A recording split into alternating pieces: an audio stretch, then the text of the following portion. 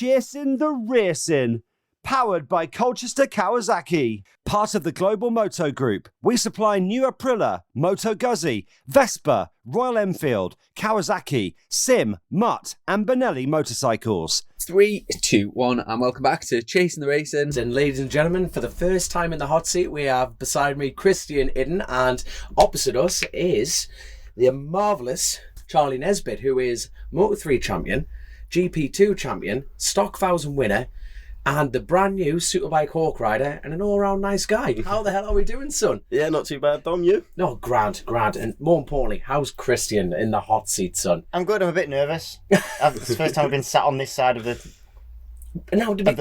Now, to be fair, you've always naturally been a co-host. As Chrissy always said, you're like the adopted Geordie. So but the peripherals totally got out the window. There's a difference. Sitting that side, sitting this side. That's a real difference. And by the way, you missed one thing off there. What's that then? You missed the go-karting winner. On Charlie's like full on like build up. You need to start again. What is he? Come on, what is he? He is the go-kart winner. He's literally throwing my notes off here. Exactly. You're totally hooking me here. But no, that's a good point. We're down here gridline karting, and I had to write this down in my little notebook as the YouTube viewers will be looking at now. But we are on a Bennett's Benefit Day. Say that after a few shanties, mate. There you go. Benefit Day. So we're down here, and we're all basically all the. Yeah, explain the setup. It was like all the BSB lads were like team leaders. Yeah, explain what's been going Bennett's on. have been doing they've been doing this for a few years, sort of thing. It's some of the like you say the Bennett's benefits. That is hard, isn't it? The Bennett's benefits that they get. So basically, I think some of their customers they enter a competition and they come and drive karts around with us. Yeah, and it's been pretty mint to be fair. Last year they did it. So when I came down last year, basically it was like solo races. So it's kind of a bit unfair because it was just like all us wanting to absolutely murder each other because it was the first time we'd been out like all winter, and then like you come here, don't you? And you want to. It's a go-kart race, but everyone wants to like win. It's like full blown no messing. I remember like Jason O'Halloran went home in a right huff because he weren't right fast. It was a problem. But this year they've done it as they've done it so that like, we get integrated with the customers. So it was dead good. It was like 2 hours, and then. It's been a long day, hasn't it, to be fair? Like two, but we've done two 2-hour races. Yeah. Plus half 40-minute quality as well, wasn't it? I'll tell you what, but the best thing is you had a bit of a dabble in the go-karting world. Like before we go in that, like that, the normal regime of like how did you get in a race and everything like that. But quickly explain your go-karting connection. Did you work in explain it, mate? Explain. Yeah. So when I left school at 15. Because they kicked me out because I was away racing all the time. It's normally 16 the captain. Yeah, no, they kicked me out and all that sort of stuff. And I thought, well, I'm not just going to sit at home. I'm going to go work. And there was a go-karting centre like 24 at the time. There was one 20 minutes up the road. So I went and worked there for a couple of years. And then when I got my licence, I moved to another one. Okay, I'm asking the question that all our listeners want to know. Why did he get kicked out of school? Well, I was just away racing all the time. I was in the Spanish Championship at the time, and they didn't like it. Yeah. All right. Yeah. So you didn't beat up the fat kid or anything like that? No. Not like they caught me with anyway. But you weren't a bully or doing anything behind the bushes, but no, just literally committed to the racing. I'll tell you what. Before we'll naturally go into that, but let's talk about what the hell? When did you start racing, and how did you get into racing? Well. Basically with mum and dad and that, because mum had 2 previous kids from a previous marriage and all that sort of stuff. And dad went to take my oldest brother karting to build bridges because he had a good school report and all that sort of stuff. And they just brought out the new mini motos at that time. And he was like, oh yeah, can we go on them? And he turned out to be quite good. He went up to Grand Prix, British Jeep 125s and all that sort of stuff. And I've been in the paddock since I was 6 months old. This is your brother? Yeah. I had no idea. Yeah, he raced with Crutchlow, Stoner and all that in Super Teens. The lot. Jesus. Yeah. Mega. Yeah. What's he doing now? Tarmacking. I'm glad for this company. All right, I'm glad you laughed before we did. You know what I mean? Something totally different there. No, right. So why did he stop? I know this is your story, but we're going to talk about your brother for a minute. Yeah, no, he just I think he just sort of fell out of love with it. And just sort of fell into the wrong crowd and stuff like that. And then, It's funny though, because that's kind of how Danny Kent started his thing. He was like, they were going to go, it's a bit off topic, but they were going to go-karting or something, and the go-karts weren't running. Right. But they went, we've got mini motos running. Yeah. So he had to go at it. Yeah. And that's how Danny Kent started racing. That's literally how he started racing. That's kind of similar, but anyway, off topic. It's probably at the same place at M4 pretty cool. Karting, Yeah, pretty cool little story, or like similar. Because whereabouts are you from? I'm Swindon. Swindon. You don't sound like you're from Swindon. No. You don't sound like you're from Swindon. Give me your best Swindon. Give me the local twang. Go on. The local twang? Yeah. For the rest of this interview, mind. You know what I mean? I don't want you to do a one-word thing. You've just got to go straight into it. Yeah, they're all like roadmen and all that sort of stuff down in Swindon. Yeah. Yeah. Giving it the old stew, yeah, but you know what I'm saying. Giving it all of that, yeah, no. So you're posh then. In like comparison, you're massively posh compared to them. Well, I speak normally compared to them, yeah. I like it. So did you end up piggybacking off the back of your brother doing something? Is that how you got started? Yeah, so Ben was obviously racing and all that sort of stuff, and Dad, I was in paddock since I was 6 months old, so it's all I've ever known and all I've ever wanted to do. So when I was 2 years old, Dad chucked me on a bike with some stabilisers, roped around the exhaust and a screw in the throttle as a restrictor, and Mini motos? Yeah, mini motos on a little baby bladder, yeah. So you'd like straight, like didn't even go into the motocross route or anything like that? Because how did you start off again, Christian? You started off in the motocross Just world, motocross, yeah. And what age were you? We can only start racing at 6. So I was riding a bike there was a place near us called Peakdale, which you could go and it was a disused quarry. It's actually closed down. That's such a shame because it was so many locals went, but it was, from Pee-wee. I was basically on a bike from like 2 years old because you could get on one. A similar thing, like a little mini motor with stabilizers on and a screw in there. I don't know, it must be one of my first memories, but I can remember the screw in the thing that was like 6 holes. And obviously they give you a bit of restriction. Yeah. At what point did you figure out the restrictions were there? You know, at 2-year-old, they're like, no, I'm trying to, I can't remember anything past like 20 minutes ago. I can't remember any laps around here. But like, a 2-year-old, can you remember? I can't remember anything from 2-year-old. I don't know if I can remember 2-year-old, but I can certainly remember looking at my little bike and seeing these little hole things where the throttle body is. Yeah. I mean, I didn't know it was a throttle body at the time. I wasn't like, I'm not that Twist that and I go, yeah. Is that slowing me down? Yeah. 2-year-old. Imagine you two, a 2-year-old. This is how flipping technologically advanced I was as a kid, and still probably am, to be fair. I remember once my dad said, you need to wash your motocross bike. I was like, right, I'm going to do, like, there's one thing he never does. He never cleans the real dirty bit at the back, right? I thought he was going to be so proud. I stuck the hose pipe in the exhaust. Thinking he was going to be so proud of me. Because I thought, daft bastard never, well, I didn't think daft bastard at 4 years old, but you know, like, I thought, he never cleans that bit. I don't know why. Lazy left the hose pipe running, and then wondered why they got the big old backhand when he came out. My Malagutti's upside down for 2 days, like trying to expel water. Absolutely class. But what was the age gap between you and your brother? Ben's 10 years older than me. Holy crap. Yeah. So like you say, he was like, when you started at 2, he was 12. Bit of quick maths there. I like it. I'm on it. They are. That's me peaked for maths, by the way. But like, was that just like, was he idle at that point, kind of thing? What was your drive for that? Well, to be wanting to get on a mini motor? It was, I wanted to be a part of everything. You know, at that age, you just want to do what everyone else is doing. My dad was racing mini motors at the time as well. Yeah. How old is your dad? How old is your dad now?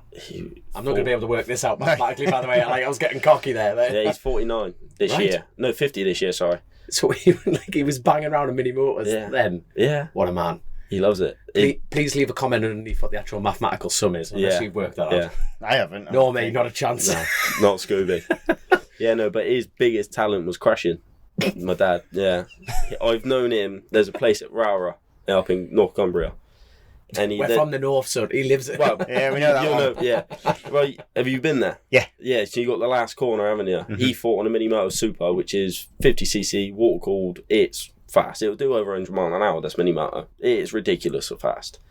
And he's gone round and he thought, I can do that flat out.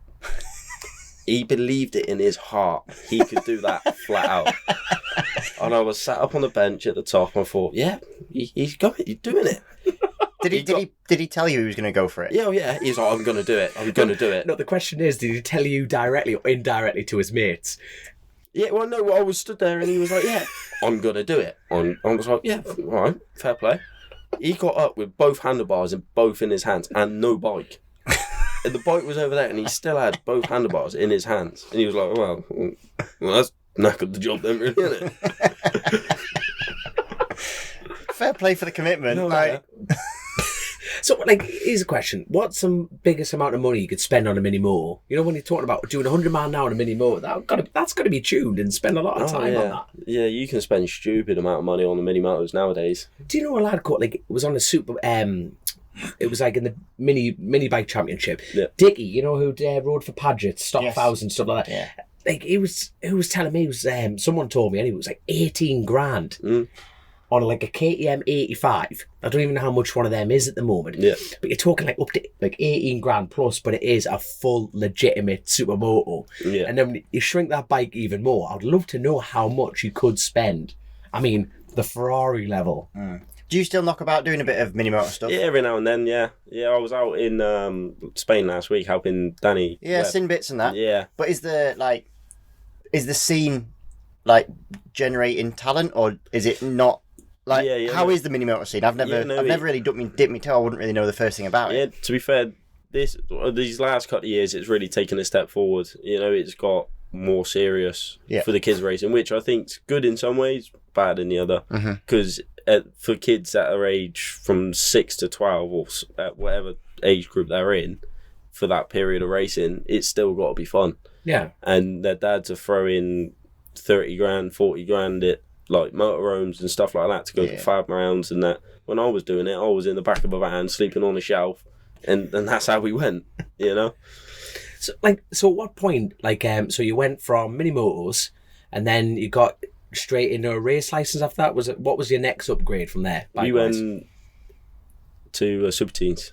Right. Yeah, so I was 12 years old, 4 foot and fag end sort of thing. You were going to have to show Are we getting that Grace picture? that foot. Yeah, get that picture up. It's a good one. God love Helmet on a bike. Yeah, pretty much is, yeah. With an orange bib on. By the way, I've got to give a massive shout out to Grace Rouse yet again, because we're recording this on the Friday, and she's going to edit this essentially on the way home up north to get this out for Monday. So, Grace, we're sorry, and this probably going to take 3 hours. Heaven forbid for you. I'm sorry on that side of things.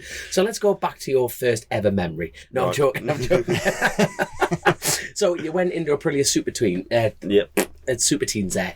So how did your first season fare after having all that practice in mini motos? Yeah, well, that was a weird year because I ended up winning the Nitro Newcomers and all that sort of stuff, and we finished like 2nd or 3rd in the championship at the time. All right. But it was in the Newcomers Championship. No, overall in the overall championship, and then I won the Nitro Newcomers because it was 2 classes. So I was wearing an orange bib and still battling for the front. It was just the whole race was weird. Yeah, you know, because you've got people in there been racing that bike for 2-3 years, and then Swindon turns up. And did you find it just came naturally, or like it was just you were just doing it? Yeah, it was just I didn't have a clue what I was doing at the time. But you tend to do that, don't you? My early race memory is a bit like that. It's almost easier because you're so green, you don't know what's going on, but when you fast, sometimes you just fast, aren't you? Yeah. It works. It just that's cool. But it's God, I tell you what, I'll end up going down this rabbit hole. Me and Chrissy always did. But it's like, do you lads believe in natural talent? I think so. You got to have an extent of natural talent, I think, to be able to ride fast. Yeah, I fully agree with that. There's definitely people that will never be successful at something, but it's no different to if we went and did something else. We wouldn't have natural talent at another sport, I don't think. No. I'll never be a footballer. If I trained every day, I would never be a footballer. Absolutely not. So, but then I think there's also that middle ground where there's people who have a reasonable amount of natural talent, but then can work their way through it. Yeah. And sort of learn. Especially, personally speaking, I think it's different motocross. I think that is a lot of brute force natural talent making it happen. But tarmac, it's a bit more of a finite thing, and you can actually learn the skill over years and just get them. It's them little bits, and you just chip away, and actually you see people and they do chip away over the years, and all of a sudden you're like, oh, that guy's just a front runner now. That's kind of how it works. But it's different to other. I think it's a bit different to other sports. But yeah. So have you? This is a good question for the pair of you. So at what point do you ever get stressed, and do you ever? No, you know what I mean? No, it's interesting because you've jumped in, straight Aprilia Super Twin, smashed the Newcomers race, and you've won 3rd overall. And the good thing, what I like about you, and people probably, like some silly people may be going, "Oh, he's arrogant." Far from it. You just, what you're seeing here on YouTube, click on it, have a look at it. Is you're just the same guy that's sitting here now is who's walking through a paddock. You know what I mean? Stupid headphones on. Yeah. Looking like Kevin and Perry go large. You know what I mean? Giving it one of them. Yeah. But like you're walking through the paddock, you're like, hello lads. You know, totally chilled. You know what I mean? Borderline. And do not hit me for saying this. Uncalculated. You're just actually like, nah. You know, so at that point, was it just, this is a piece of piss in that super teen year? Was it just... I think it was just because I was relaxed. The way that Dad me and him went racing, it was, right, at this point, we're still having fun. There's no pressure. There's no nothing. You know, it was, was your dad, he just doesn't sound like a motocross dad. Was he just totally like... Got to say, from the outside, it looks like them to have a real nice relationship. Yeah. Obviously, so I was Charlie's teammate, wasn't I, for a whole year this year. So you see them shit in the bed, yeah, don't forget. Well, again, I totally forgot about this kid.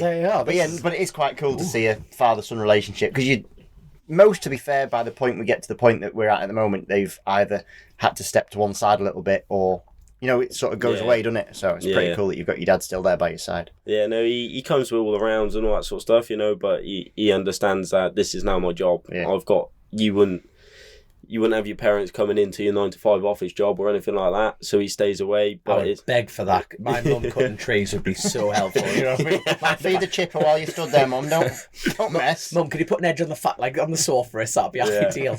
Speak for yourself, son. But I know, we know what you mean, though. You don't want people just your family interrupting that. But like stepping from the Aprilia Super Teen. So, is this the first time, like jumping to this year or even last year when you were on Hawk?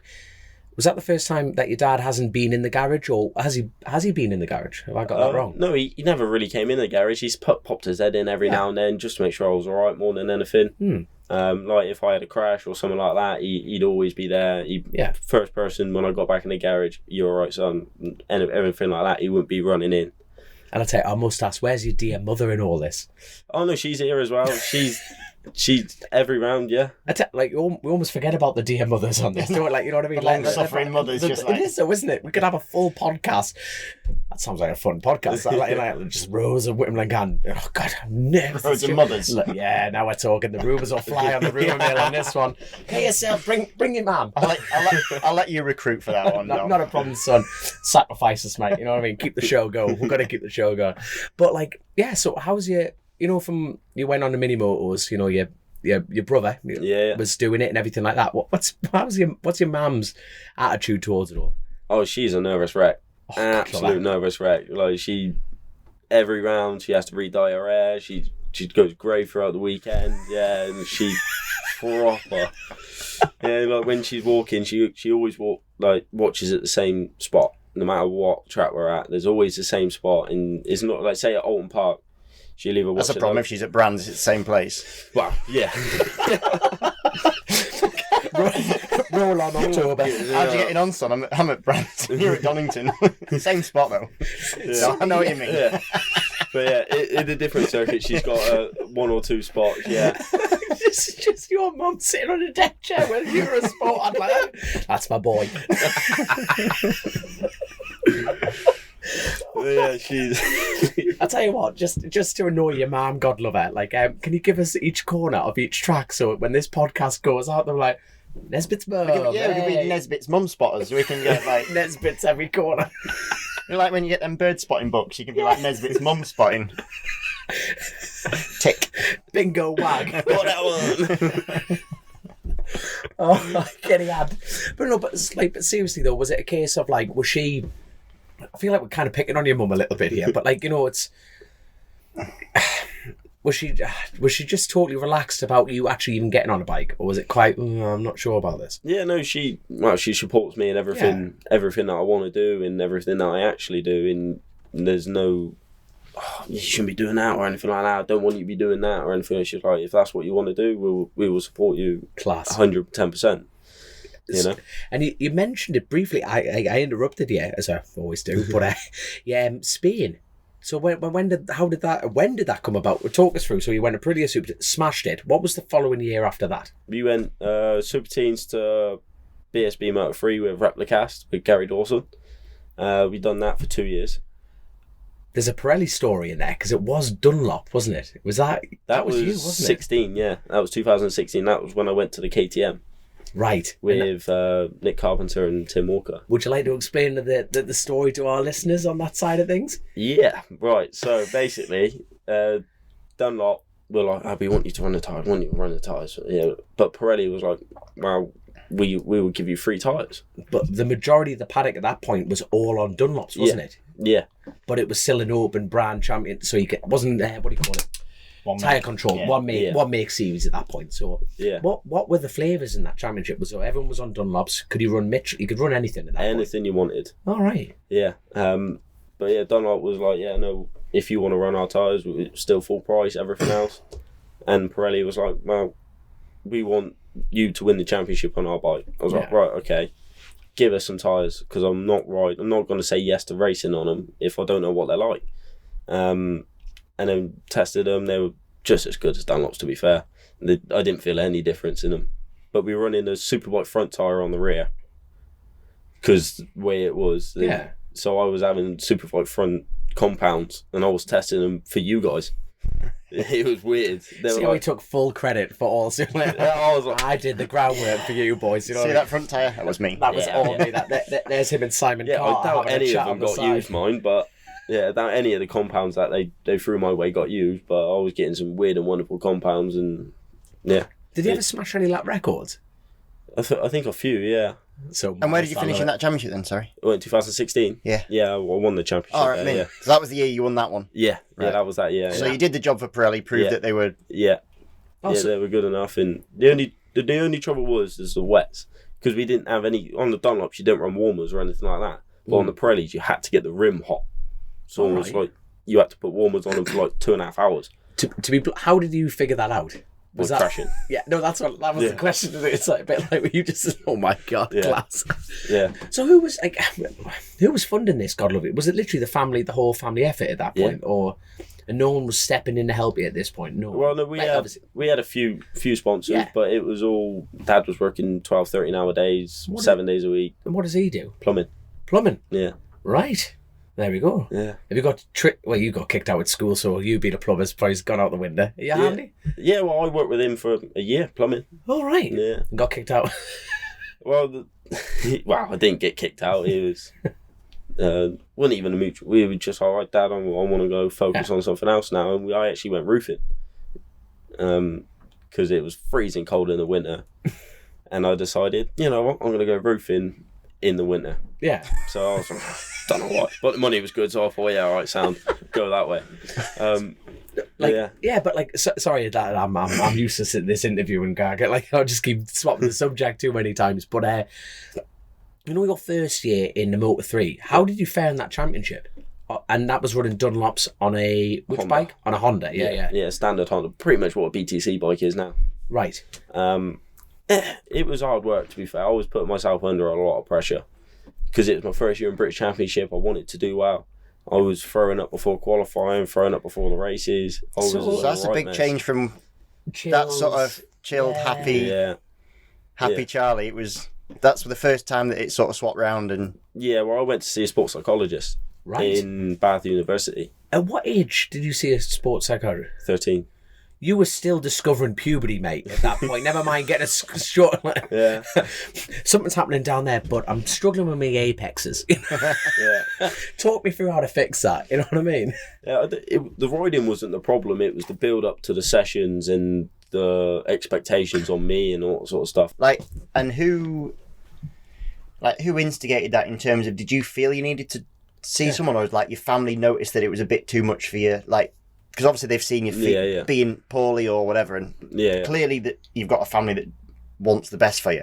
Yeah. So they probably don't want that happening. So was it your idea, or did they say, "Oh, do you want to go and have a chat with someone?" Or this was about halfway through the season, and I was like, the first season. Yeah, halfway through the first season, I was like, in Moto 3. I was like, I can't keep doing this. This is right. I can't keep throwing up. And it was at Thruxton. After Thruxton, the team boss was like, yeah, we've got this all singing, all dancing engine, blah, blah, blah, blah, blah. Gary Molyneux or someone's built this bike. it's an absolute conker. It's going to be like 55 horse out of a standard Moto 3 engine. That's never going to happen out of a Honda. It's just not. And I ended up finished like 7th or 8th, which for the time, which was about right for me. But I was just absolute busting a ball just to even get there. And then he come in and sacked me straight in there, the team boss. We were paying him to ride the bike. He come in and sacked me. And we were like, right, okay, sound. It doesn't matter how you can get sacked from paying at 13. Yeah. It's a weird concept, isn't it? Yeah, so then I was like... Who does he think he was? To sack someone like that, that's mental. Yeah, and then I was like, Dad, I need to sort myself out. This isn't right. At 13, making them to make that kind of decision at 13 it's cutthroat. Yeah, no, it is massively. The racing paddock makes you grow up very, very quickly. Wait, a very blunt question. You weren't enjoying the racing at this point? At that point, no. No, at that point, I was like, this isn't what I was doing racing for. This is why I wasn't going. So, seeing that, would you recommend for people in your situation to go see a sports psychiatrist? Absolutely. How quick, not putting a time lapse on any sports psychiatrist out there, but how long did it take for that to sink in with you? Because for me, it would take a while. I'm got a thick skull, so there you go. Yeah, no, I think I went 2 or 3 times. Really, that quick? Yeah. Wow. But it wasn't the riding. I knew I could do the riding. That bit was okay. It was how to deal with the pressure. So now on the weekend, now you see me with my headphones on and stuff like that. That's all part of my routine. Yeah. So I get changed an hour before, like I've always done from since then. Change an hour before, music on, have a bit of a dance around, be stupid, just relaxed. Yeah. And then you sit down, you have a laugh with the team and all that sort of stuff. And it doesn't look like any formal routine or anything like that, but it is. It's just everything's done at a time. We were talking about superstition. Chris from Bennett says you've got a cracking superstition about how you got your name Spud. You peel a potato. Put it in your levers. Explain that one. Yeah, no. Basically, I was an ugly baby. Just long and short of it, I was an ugly baby, and my auntie called me Spud, and it stuck.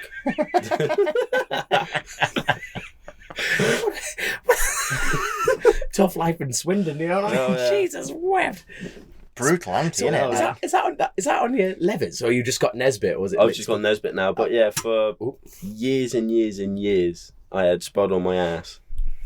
Spud, everything, the lot. Evil cowback. Do you get on with it now? Or? Is she a looker, or can you give it back? Or what? I give it back. That's all right. Yeah. You look like I ran over lasagna. Wind your neck in. I'm a BSB rider now. Hope your nan watches this. We're going to get 1 dislike on the YouTube. Bing, have some of that, son. Now ask another question. I'm still laughing at his auntie. No, I honestly think this whole so you say you work to get some kind of intervention, or they obviously decided you need some kind of routine to get you out of this mindset, whatever you do. So was it because 3 or 4 sessions seems like a really short amount of time? Yeah. And was it a light bulb moment that one thing sort of struck a chord, or just how did it? And did you literally go to the next race or whatever it was? Because you just said you've been sacked, so then you also must have found another seat, did you? Well, no, we ended up speaking to the guy who ran the team and all that sort of stuff. Everything calmed down. Right. They had the bike dynoed, and it had less horsepower than a standard motor. So then he apologised and everything else, and everything carried on. And on that lesser power bike, where were you faring? Where were your results at that point? I think in the first year, I managed to get a podium. Bloody hell, man. In the first year, I was a single podium. That's amazing. And that was at Donington, to be fair, yeah. And how many, when you look around the paddock as a 13-year-old, how many people were doing the same as you, throwing up, nervously, Not many. That's mental. Because that would have made it worse in some ways. It's why is everyone else not stressing out and getting... Here's a good question for the pair of you yet again. Superstitions. Now, if you miss that rhythm, you're getting an hour early, headphones, having a joke. If you got caught short, arriving or whatever, and that got backtracked, would that mess with your head? Would that totally fuck your head? For me, not so much, because there has been times where I've been late or missed something, or something's gone... It's a busy paddock, isn't it? You're always getting, you're flat out, you lads. Yeah, so for me, right, miss that one. Next session, won't miss it. Yeah. And I'll make sure I don't miss it for the next session, you know? Because you're a bit superstitious, aren't you? We were talking about this the other day.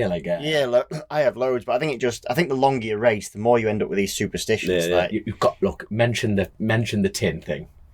Bakewell Tart tin. Yeah. Listen to this. This is class. I've got a few, but like definitely the worst one was I basically got changed with a Bakewell Tart tin on my head for nearly a full season. And it's really hard to get your kit on with an upside down Bakewell Tart tin plonked on your head. That's the best thing I've ever heard. You're like, what's wrong with this, lads? It's quite hard. Totally normal. and it stemmed from, right, so I had a Bakewell Tart that I was going to eat, right, and my mate came to watch me race and he ate my frigging Bakewell Tart, but he left the empty tin, and when I asked him, who's eating my Bakewell Tart? Oh, I did. I went, well, that was my lucky Bakewell Tart.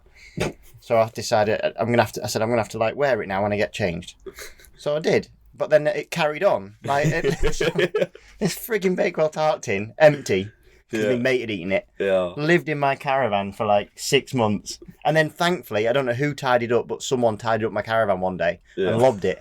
But no, I was actually quite glad. I was like, oh, thank fuck, I don't have to like worry get about changed with a Bakewell Tart tin. It's only one of them, like, you know, them tin foil small ones. Yeah, exactly. That's what it was. Other brands are available. Yeah. To be fair, it probably wasn't Mr. Kipling. It was probably Aldi or some shit. You know, it was like, no, we don't do Mr. Kipling.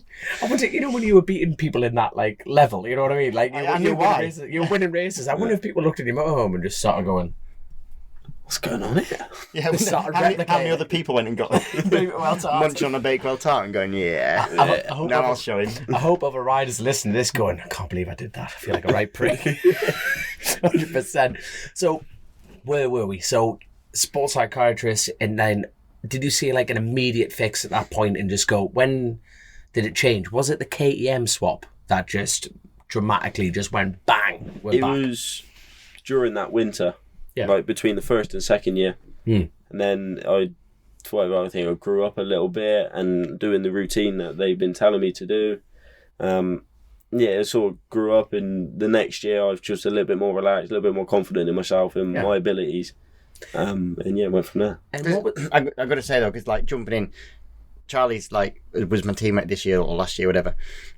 And funny because when he's on track and stuff, I would chat to Steve, the team boss, and like I would actually comment about how relaxed Charlie's persona and demeanour is. So actually, it's really interesting to know that you sort of, I'm gonna say struggled with, but you had this like thing that was the opposite for quite a long time when you completely. And to me, it was like the opposite. Like me and Steve would laugh. And actually, I think it really works in your favour in terms of, don't know if you've worked on it in that way, but setbacks don't seem to set you back too much. Like you seem to deal with those sort of things. Well, I'm sure we'll get onto this year more, but like I've seen you this last year go through some pretty hard days. And never come back beaten up, but come back stronger, which is cool. That's just like, just from the outside, it's cool. But no, you're 100% right, because a lot of people normally give that answer and go, well, I've always been like this, and there's nothing worse than that. Because you're just like, well, I'm not like that. You know, people listen to this will be going, well, actually, you know, I tear myself apart and everything. So it's actually nice to hear that and being honest with that, which is really important. You know what I mean? But going back to the KTM, was that a competitive bike at that point? Yeah, that was all right. Jack Miller's bike from the previous year. So that was like the big chance. That was the first big chance. Right, you've got all the stuff. Got all the tools, got all everything. But you went out and delivered. Yeah. On Pirellis. On Pirelli, No, but that's what I'm, like, you know, that you know, a lot of people That's the only question mark. That was the only question mark. Yeah, it was, but that's what I mean. You've actually got a competitive bike, Jack Miller's bike, and you're thinking, this is the bike to get the job done. And you took, fair play to you, that calm demeanour to go, I'll try the tyres. Yeah. Because it's like sheep in this game, innit? It's like, well, who's on what tyres? Who's winning on what tyres? I'll ride them tyres. So fair play to you. You made Simon Carter a very happy man anyway. Yeah, absolutely, yeah. But so, after that KTM swap, what was the next stage? World Juniors out in Spain with Monla and Estrella Galicia. I rode for them for 2 years.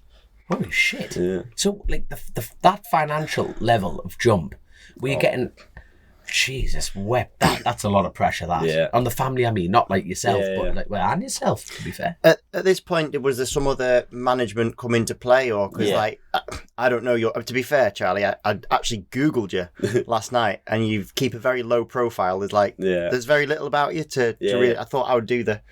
Chris used to do all the. He was switch on. All the switch on stuff and all like the. And even Chrissy would have struggled. Yeah. Forgive me for saying And that. I was like, I'm gonna totally like ham up for this. I was like, sat in my hotel room, like, right, Charlie Nesbitt, here we go. I was like, Nothing. So like, but I had heard things about like was there a Scott Redding connection, or was there a Michael Bartolome connection, or All right. Yeah. so how did you get? Because getting into Spain or World Juniors is a massive step.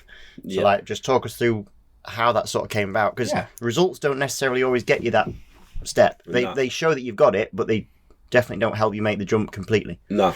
So during 2016, Scott came up. Well, it was even before that. It was my first year in Moto 3. We were at the Chris Jones dinner dance with Scott and a few of my sponsors and all that sort of stuff. Was Scott like presenting the evening, or was he just there? He was just there. All right. He gave some bits in for the auction and all that sort of stuff. He was just there.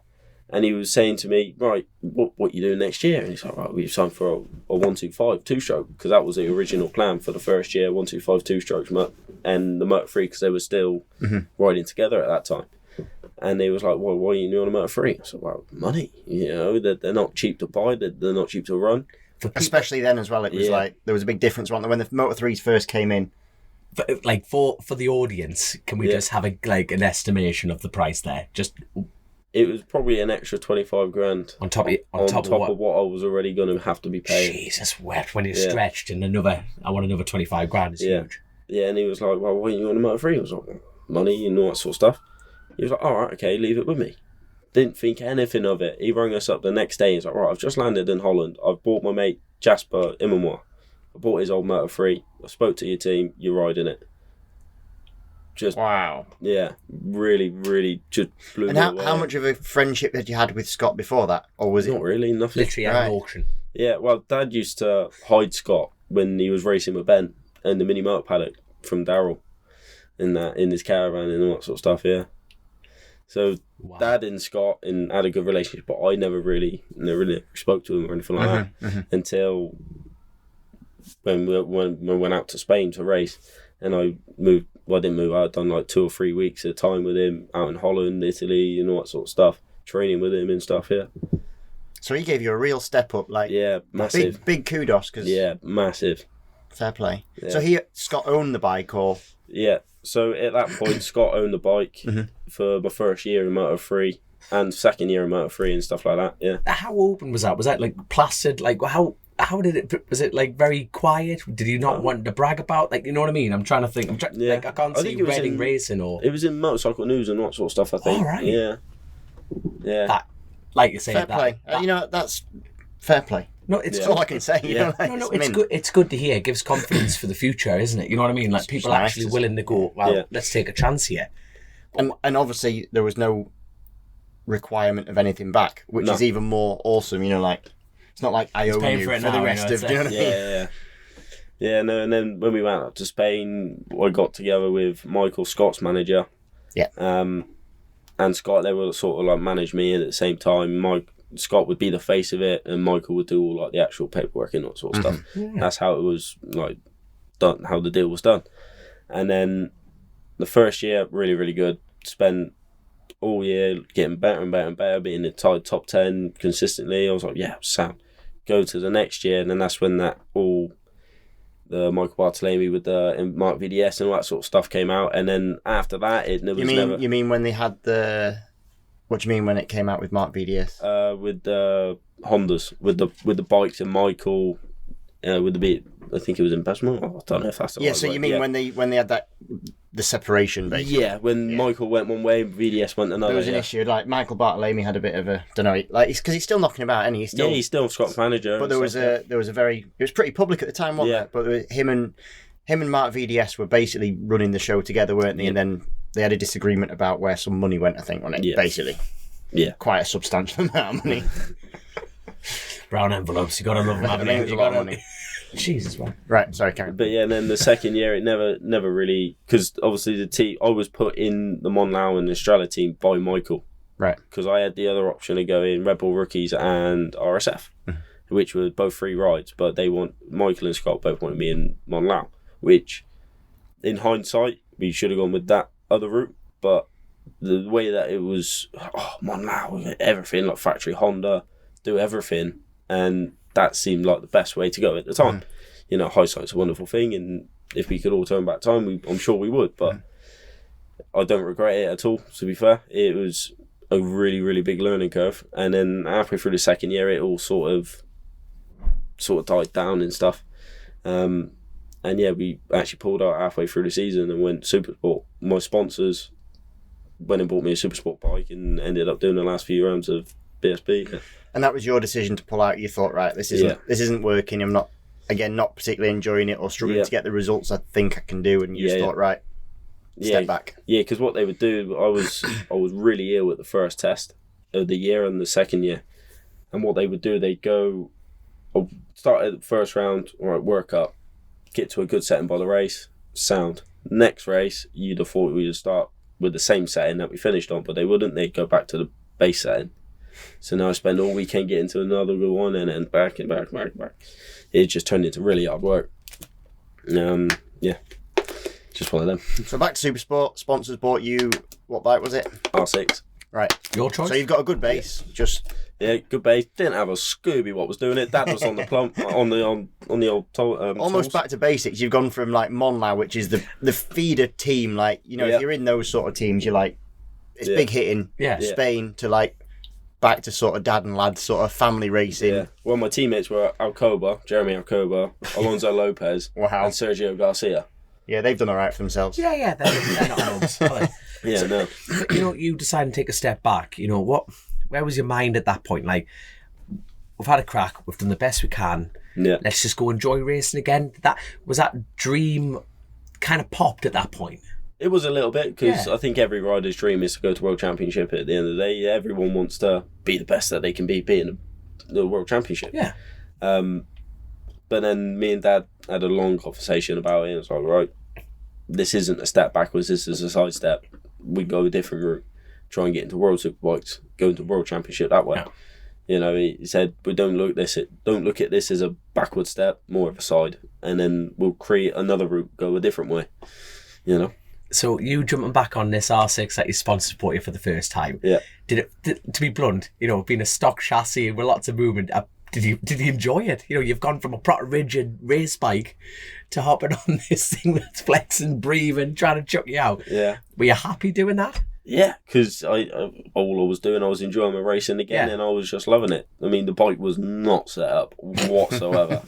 Like, absolutely. Did you have anyone around you at the time that sort of knew what they were doing, or was it literally just like, let's go racing? It was me with my feel, and I was like, it feels a bit soft on the rear. Stick another spring in it. Instead of going preload, just stick a spring in it. What spring? Just surprise me. Just stiffer. Make it a bigger number. How stiffer? A bit or much stiffer? Yeah. I want to turn. Yeah. A lot harder. Yeah. Fix it. Straight up. So how did that go? So you did the last 2 rounds at that point? Yep. So to put context for the listeners, it's like, how did you fare? We're going to have to call this the fair, are we? Because I think I've asked that. How did you fare? How did you fare? How did that work out for you? How did that fare? Like, in my first race at Alton, I think I was like 3rd from last or something like that. It was like wet, mixed. First time ever riding the bike in the wet. It was massively too stiff. Right. And I was at Alton, first time in the wet. I was like, brilliant. Coming over Clay Hill, I've hit it flat.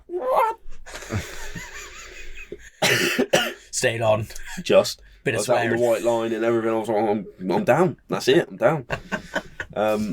But yeah, in the dry races, I was about 15th, 10th. All right. Yeah. Right. And then, so, like, going through, so you did the last 2 rounds, you know, like, mid-pack to be blunt. Yeah. So what happened over the winter at that point? One of my sponsors bought a garage, rented a garage out in Ribera, Spain, and we moved the bikes out there.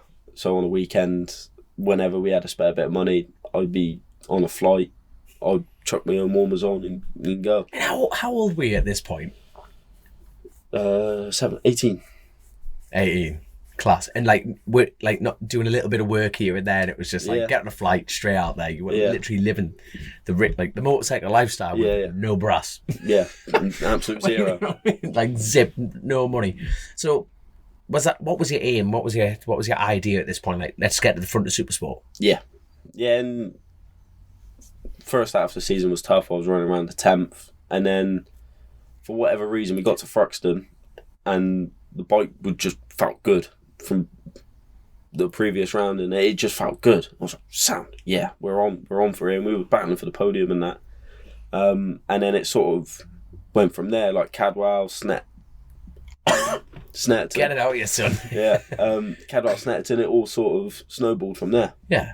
And yeah. So when did the GP world start knocking on your door? Was it that following year? Yeah. Right. So we get it out of you. It's all them fumes for the go-kart, and that's the thing, isn't it? You know, suck it up, son. Suck it up. But so which team was it for the GP2? First year in 2020 was with the Quattro Plant ABM on the Triumph. Right. Yeah.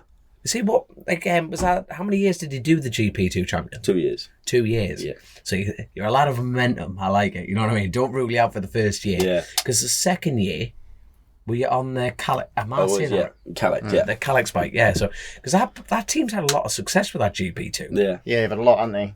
I think they've won every year except one.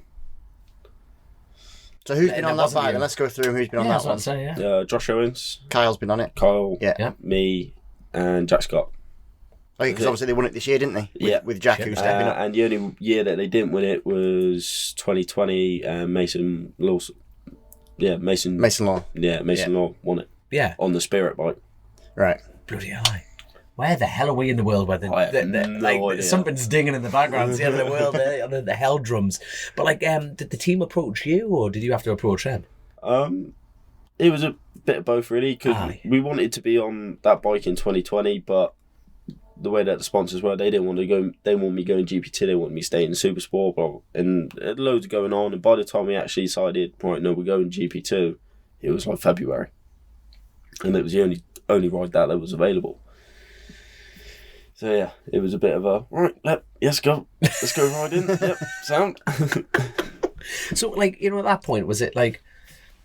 See, you were saying before, your aim was to be in Worlds. Yeah. In the Superbike. Was the Superbike thing, always on your mind? It's like the Red Bull Rookies thing, you end up going down. People don't really think about the Superbike route at that level. When you get in there, I want to be at the top stage, it's like straight to MotoGP, and you almost, without sounding stupid, which I do sound all the time, but it's almost not like a Superbike. You know what I mean? Well, it's like the bike, isn't it? You wouldn't class that. I wouldn't class that as a. You know what I'm getting at? Yeah. No one else is, but you are. What the fuck are you on about here? So, stepping up, GP2, you won that championship. Yep. What was the next door that opened after that? Well, I had nothing. Absolute zero. At the end of 2021, I had nothing. And then... Which is mad, isn't it? Yeah, it's crazy. Absolutely crazy. Pretty much what I said before, it doesn't guarantee you. No. People think, you just get stepping stoned. And it is totally not what racing's about. Yeah. It should be, but it just doesn't work like that. Yeah, and then Tim Walker was like, what are you doing? What's the plans? Don't know, Tim. Got absolute zero. I don't know what I'm doing. And you'd put the feelers out and just nothing was coming back that was... Yeah. All stuff was coming back and it wasn't possible. Yeah. Yeah, they wanted massive money, massive budget and all that sort of stuff. But this is the weird thing with racing. Literally, Charlie can win GP2s, right? And it would be, a team would ask him for, let's just pick a number, let's say 100 grand, right? Yeah.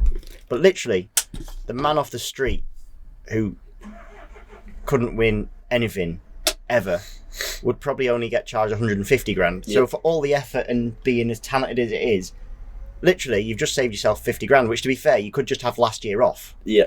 And save 50 grand and just sort of jump. It's kind of broken in that way. Yeah. And stories like that sort of tell it. I remember Josh Elliott, I was teammates with at Tyco, and he won Stock 1000, I think, that year. And literally, it was just like, I'd asked him, what are you doing? And he was like, nothing unless I've got X amount of money. And it's just like, oh man, it breaks me to sort of see that. It's a shame that things don't progresses. Yeah. It's an expensive sport. We've got to always accept that. But it is a shame when talent doesn't always get seen. But then you got picked up. Yeah, and then Tim was like, all right, leave it with me. And 2 hours later, he was like, all right, go get some jeans on, go down to see Steve at Hawk. Mm-hmm. And you've never met Steve at this point? Never saw him in the calf, the bar, nothing? Nothing. He was like, go down, see him, speak to Stephen Stewart. Where were you living at this point? Did you know what I mean, go up? Oh, no, this was at Brands Hatch. Right. And he rang me and was like, what's going on? Also, go and talk to him, like, literally. Yeah, he was like, literally, go get some jeans Last on round, go and... right now, go see him. You've got 10 minutes. This was like half hour before a Superbike session. I'm like, right, okay. Ran up. Well, I got on the ped and up to the living, which is about 20 miles away at Brands anyway. It is in another county. It's ridiculous. Full on Supercross on the ped. And then straight back down, straight over to the thing. Ped's covered in mud. I was like, you're right. Yeah, I need to speak to Stuart and Steve. Speaking to Steve, because I didn't even know who they were. Brilliant. I was like, yeah, I'm here to see Stuart and Steve. And they were like, yep, that's us. I was like, first impression tick. I knew that. Just checking, just testing it. I was like, right, sound, yeah. And I was like, right, okay. Jump in the truck in the office. I was like, right, okay, yeah. Right. No. Yeah, no. And it was like, first time ever, just like we are now. And I was like, right, okay, it's a bit weird. By yourself, like no one there at all with you, in the deep end. Wow. Yeah. And not knowing what to expect or what. No, what was even going on. Yeah, you hadn't even been briefed other than go and see him. Yeah, and he was like, right, okay, we want you to ride stock foul at race of the year. See how you get on and all that sort of stuff, no pressure, don't have to pay anything, just go out and ride and enjoy yourself. I was like, oh, sound, yeah. When is it? Next week. Brilliant. All right, sound. So, bearing in mind, I've never been on 1,000 before. Like, you never even sat on one. And they were like, right, just go and jump in. And I think I was on the back of Tim Neve at the time, and he was on slicks and all that sort of stuff. I was like, yeah, these 1,000's all right. Just didn't go. What's everyone whinging at? Yeah. This is easy. This is easy. Well, I was like, round Mallory, I was like, I think I'd done like a 51.8 round Mallory. Like my first ever time. I'm looking at Christian going, is that yeah, that's fast. Is that right? I don't think anyone's done a 49 yet, but I'm expecting that Charlie in some kind of testing form this year will break that. I'm gonna give Me and Danny got super close this year. So it's literally, it hasn't broke into the 49s. Nobody's done less than a 50. Like I did a 50.0006 or something. You know, like literally, it's like if I'd farted, I would have. If I had that piss before I got on the bike, you would. Yeah, it was. Anyway, now, you being competitive and a good sport on the same breath, right? And you flick on the TSL time, whatever it is, and he goes 49.999. I'd be devastated. Absolutely heartbroken. And that's why the perfect co-host, because there is no bullshit. It's like, you will be a prick. Like, this is why we're doing this now, before the season gets going. But I'll be like, I'll do that whole thing of like, yeah, well, when I did it, it was like a cold day, or it was like... To be fair to me, though, when I did do mine, I didn't actually know, I wasn't actually pushing for a time. I'd literally got into a rhythm, and then just... Round Mallory is a really weird track to find time. Yeah. Like, it's one of them where if you bite the screen too hard, it doesn't work. So literally, when I sort of went out, I did actually push for something, and the time didn't come, and it was quite a lot later in the run. Yeah. I just sort of must have relaxed into it, and because you went out on the new X, didn't you? Because I was there that day as well, wasn't I? Yeah. You went taking out on the field new notes X. and sniper.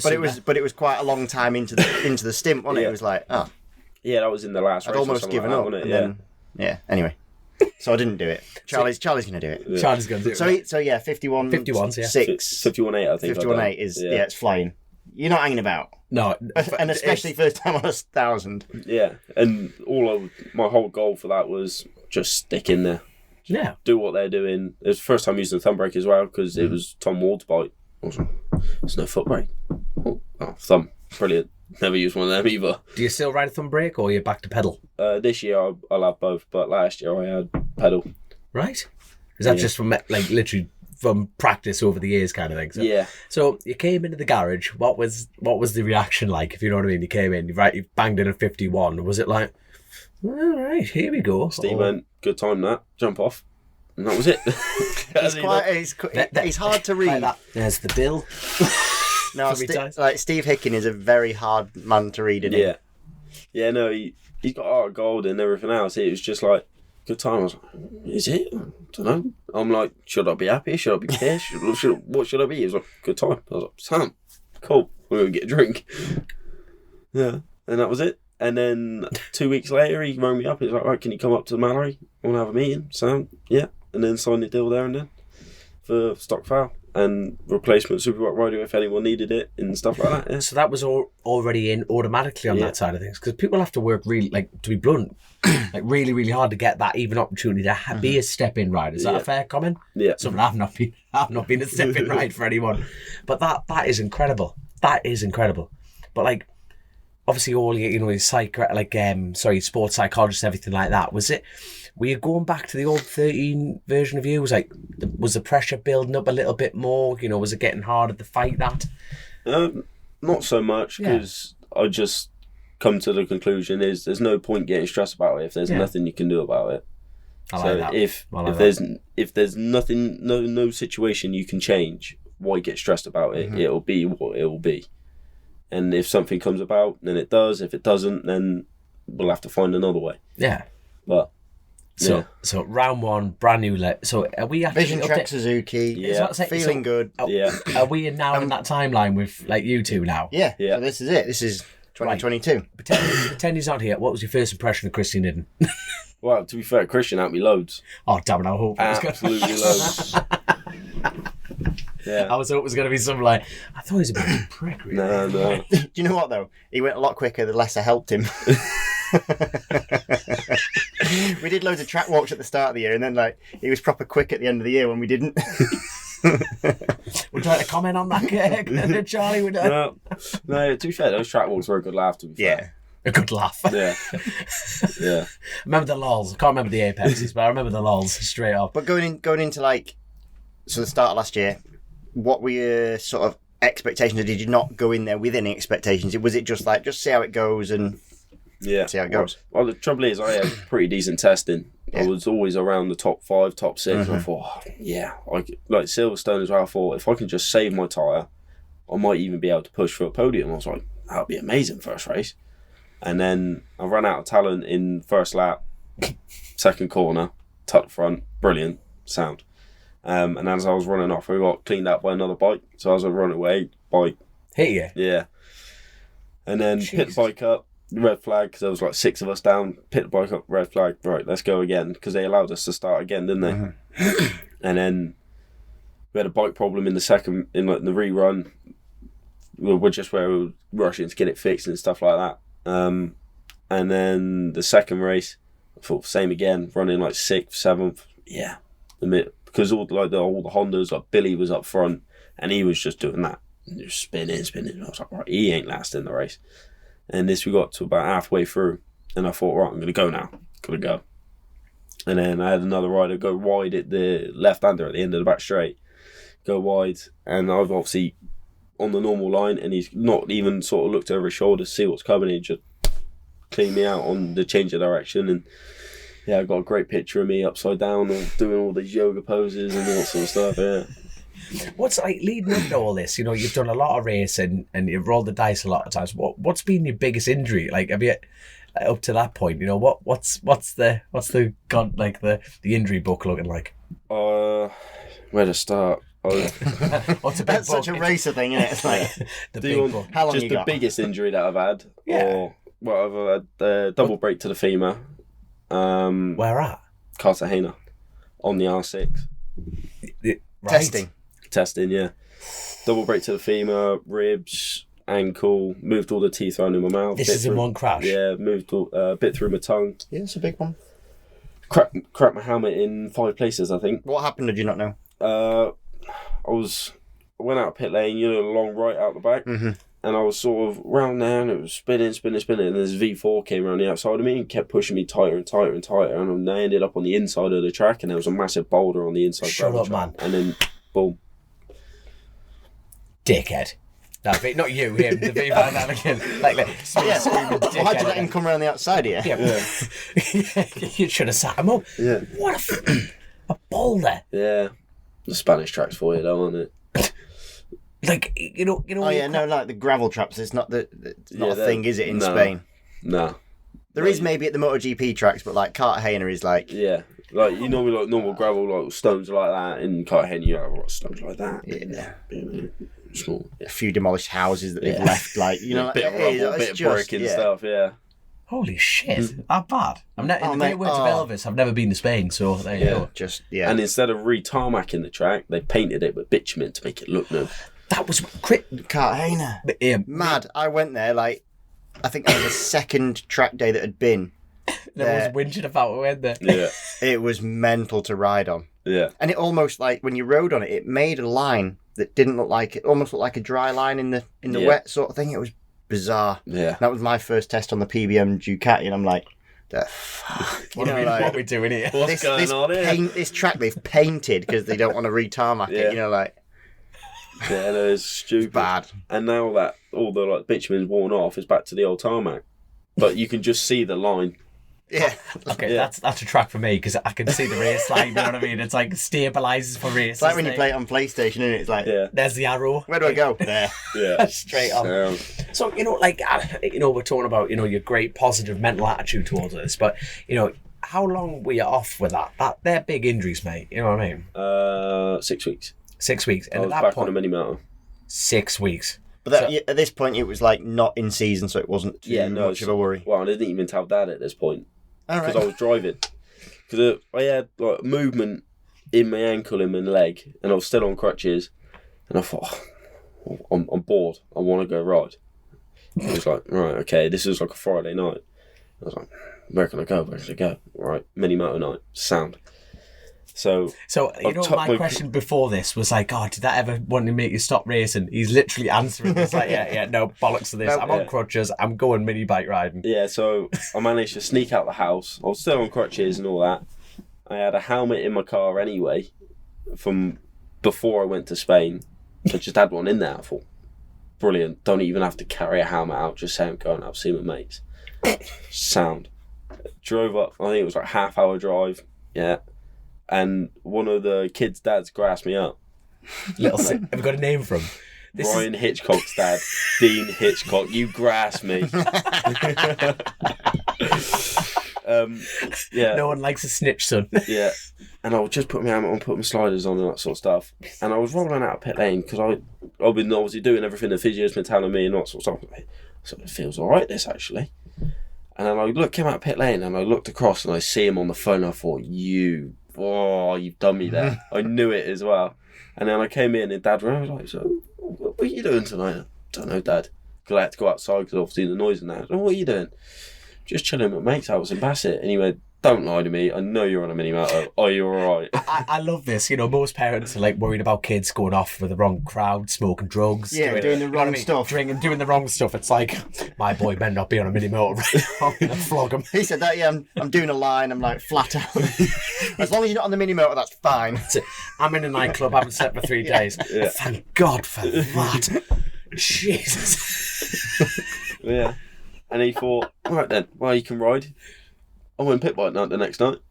He took me to it. He chucked the pit bike in the back of his van. We went pit bike. Mega. Yeah. And that was it. I love your dad. I've never met your dad, but I love your dad. That is absolutely class. Yeah. It was great fun. So at this point, that was the crash point of that. So where did we get to? We got to the Start of the year. Testing. That's right. Yeah. But you've had first round, and it was difficult. Yeah, it and was hard work. I'm sat in the garage, not sat in the garage, but you know, like I'm in the garage, I see these things. And is it fair to say that the start of the year was difficult? Very much so. Yeah, very much so. Because you were the only superbike riding. You were the stock rider. No, Danny Kent as well. Danny, and we had Tom Oliver. We had Tom Oliver, which was another one, to be fair, right? That's a busy camp for Hawk, that mind, isn't it? At Knockhill, Steve says to me, "It was not a good round, was it? Like none of it was not good." But like Steve, the boss, says to me, he went, "Oh yeah, Tom's struggling, blah blah blah. Be his rider coach." I went, "Yeah, I'll be his rider coach. I'll do that." Mint. Yeah. Like just for fun, you know, like go and help him. Like FP1, wasn't it? FP1. I literally walked to the hairpin to see him high side himself into next week and break his collarbone. Yeah. And like I never saw the end of that, did I? Like, No. don't want to be in like as your rider coach. it lasted 4 laps. Yeah, he didn't even know I was his rider coach. We decided on our own, haven't we? Oh my god! But yeah, but like Knockhill was probably, it was a bad round for all of us. So Tom broke his collarbone. Danny was having a really off weekend, like super off weekend. Yeah. I'd mashed my shoulder on the sighting lap. I remember didn't all this ride. now. Yeah. And you had pace and spanned it. Yeah. It was a bad weekend, and it was probably like the culmination of a lot of things. And I saw it in the garage. You got a big talking to, but this is one of those things where it could have gone 2 ways, and this is kind of what I said about before. Yeah. But you came back. I think you did sort of take something from it. Yeah. But you tell me, did you? Like, because it was. Yeah, well, we went to You got some tough Mallory, love. didn't we? Yeah, tough love. We all got tough love. We needed it, I think. Yeah. Or something needed happening. Yeah, and then it was like the weekend after. He was like, right, Mallory, now. I was like, right, okay. And he was like, right, we're taking it back to basics. We are giving you a setting and you will learn to ride it. No matter what. You will ride in this. And I set my fastest ever lap round Mallory. I was like, what's going on here? And then after that, it just sort of, because speed wasn't really you had a few, I was going to say silly crashes. Nothing's ever a silly crash, but you had, like you said, you had them 2 at Silverstone that were sort of like out of nowhere. One wasn't your fault. And then there was a few others, weren't there? Little just bits kept not going right. Yeah, well, Knockhill, I was going for a time into the last corner. I thought, right, gonna do this. And I went into the last corner. I broke 10 metres later and was 10 k's faster by the time I even hit the brakes.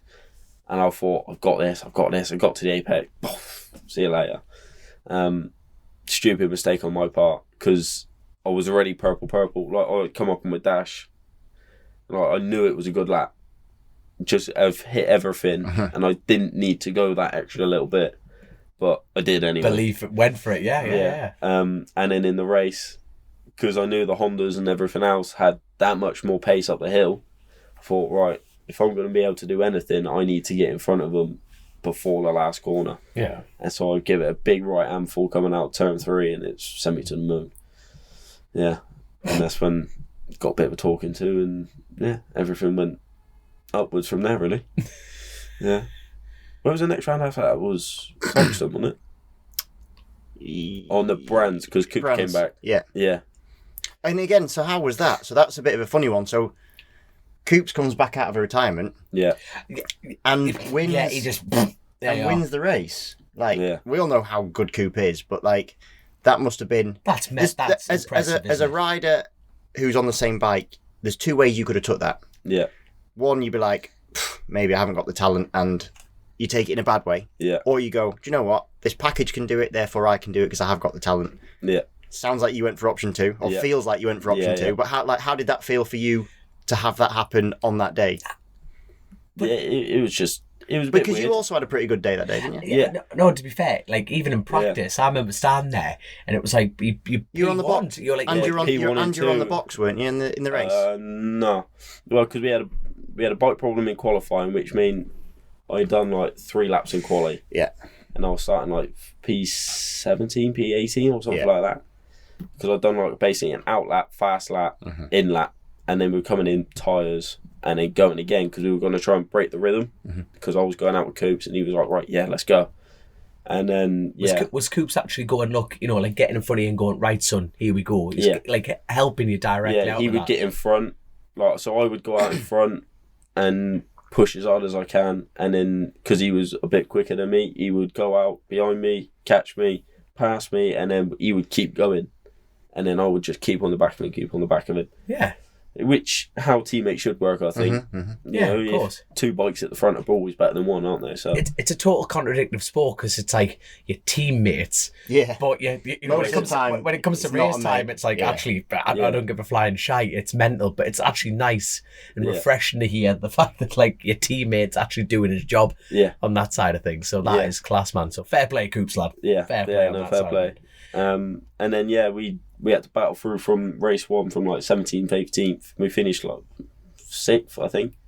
And then my time put me 10th on the grid for the next race. I think 4th, I think. I remember you having a real good run. Yeah. Because like one of your strengths seems to be you're always we had this conversation, didn't you? Because like Charlie's always super fast at the end of the race.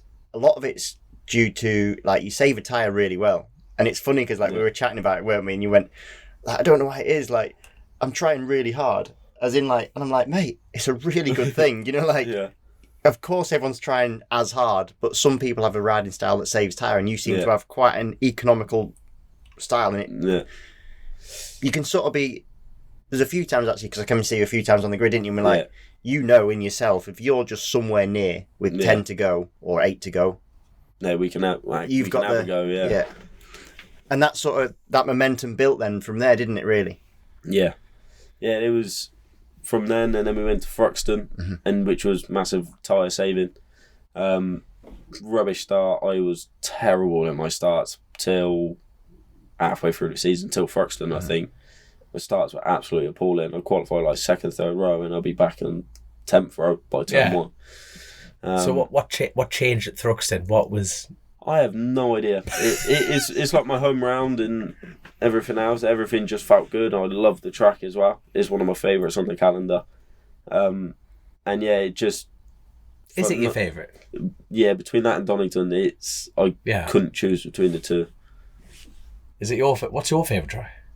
Probably Donington. I really like Donington. Yes, You think that's suitable? What kind of thing? Or Anglesey, if we're doing one that we don't race. Oh, Anglesey is a beautiful track. Lovely track. That's a cracking question. What's your favourite? Is it Anglesey? Is your like non-BSB track? What's your favourite? And you've just anywhere in the world, or but okay, we're gonna answer 2 phases: UK and in the world. So go for it, Charlie. I would probably say Anglesey in the UK, just because it just flows really nice. Right. And in Spain or Europe would have to be Jerez or Aragon, one of the two. But you have to pick one. You have to pick one. Jerez. Final answer. Love the confidence. Right. I'm going to go Anglesey just... I hope someone from Anglesey's going, fucking look at us. Yeah. Damn right. It's also mint. It's like it's a really shit Phillip Island. You know, like the Welsh version of Phillip Island. It's just sheep instead of kangaroos. Yeah. 20 degrees colder. Yeah. And probably Istanbul Park in Turkey, which we did in 2013 or something on the MV World Supersport. Yeah. Mega track, like massive track, which was just flat out on a 600. Mega. They're mine. Yeah. I like it. I'll tell you what. Have you heard that new breed that's come out? Breed of what? No. Well, you know, there's a different. Like it's a kangaroo. Can't get out.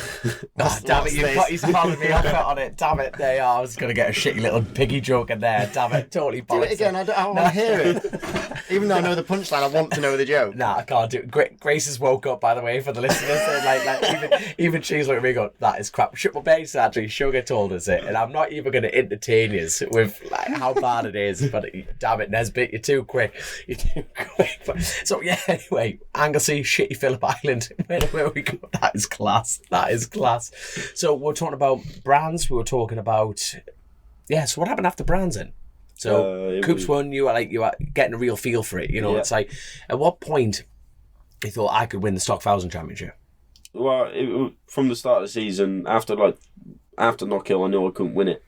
Just mathematically, I knew I couldn't win it. Right. And where was Knockhill? It was like in the middle of the season. Yeah. Right. We didn't have a very good start to the season on the stock thou. Yeah. We had a lot of problems and me crashing and all that sort of stuff, which... As riders in BSB, you know when you think, there goes my championship, is that quite hard to get revved up, or is it like, right, we just need to start winning races now? You know, is it just that total... I think it's a mindset thing. We talked a lot about mindset, but it is, you can take it 2 ways. You can take it if the championship's done and give up, but there's no point even turning up if you give up. That's, you know what I mean? That kind of like when you've got, you're capable as riders. I mean, I can actually win the championship. In Superbikes, it's been such a sort of thing over the last however many years that the Showdown's been there, because for the last 3 rounds of the last 10 years, only 6 people can win the championship. So like literally for everyone else, they've got that. You, no matter, even if you were far back, mathematically, usually you can still win a championship, but truthfully you can't. Yeah. But like when Showdown happens, you genuinely can't win the championship. You could win the last 6 races of the championship and you wouldn't win the championship. Yeah. If you're outside the top 6. So actually you have that thing a lot in Superbike, so you did do. it's like for like a little bit of a refresh, mainly for me. You know, it's like we're nearly March in the new year.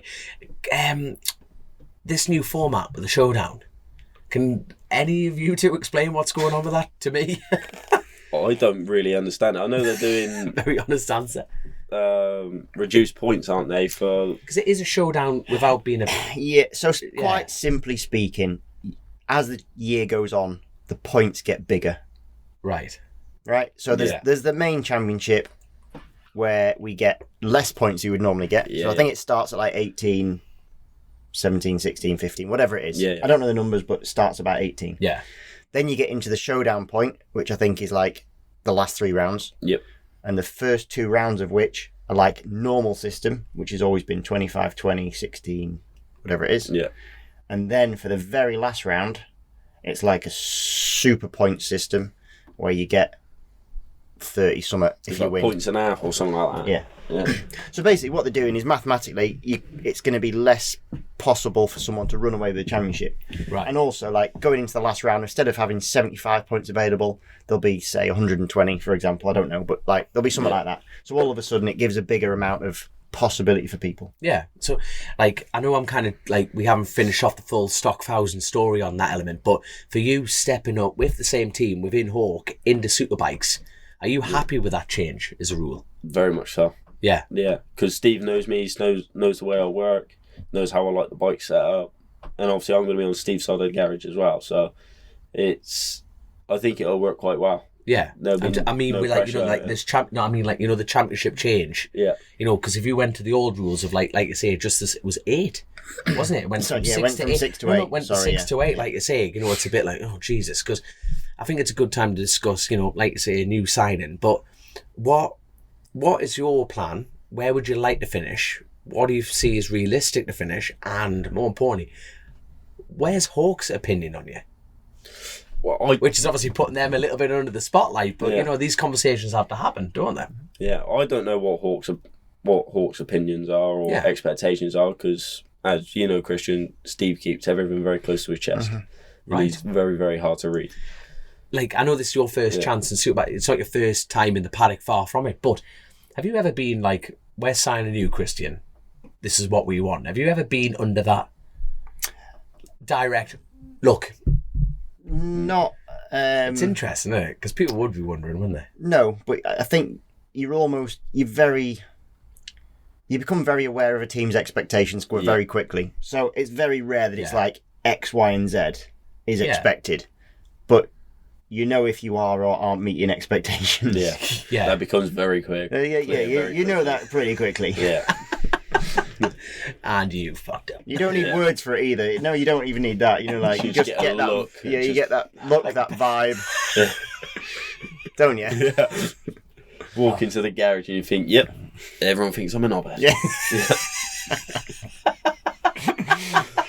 So right, They look at you like, you again. Yeah. I tell you what, I've jumped the gun yet again. But let's even go back to the soft hands, because you aren't actually a full stranger to Superbikes, because like you said earlier in the conversation, you know, this contract of yours for Stock 1000 was a stand-in rider opportunity in Superbike. So like, for the listeners and mainly me, who was riding Superbike at that point for you to step in for?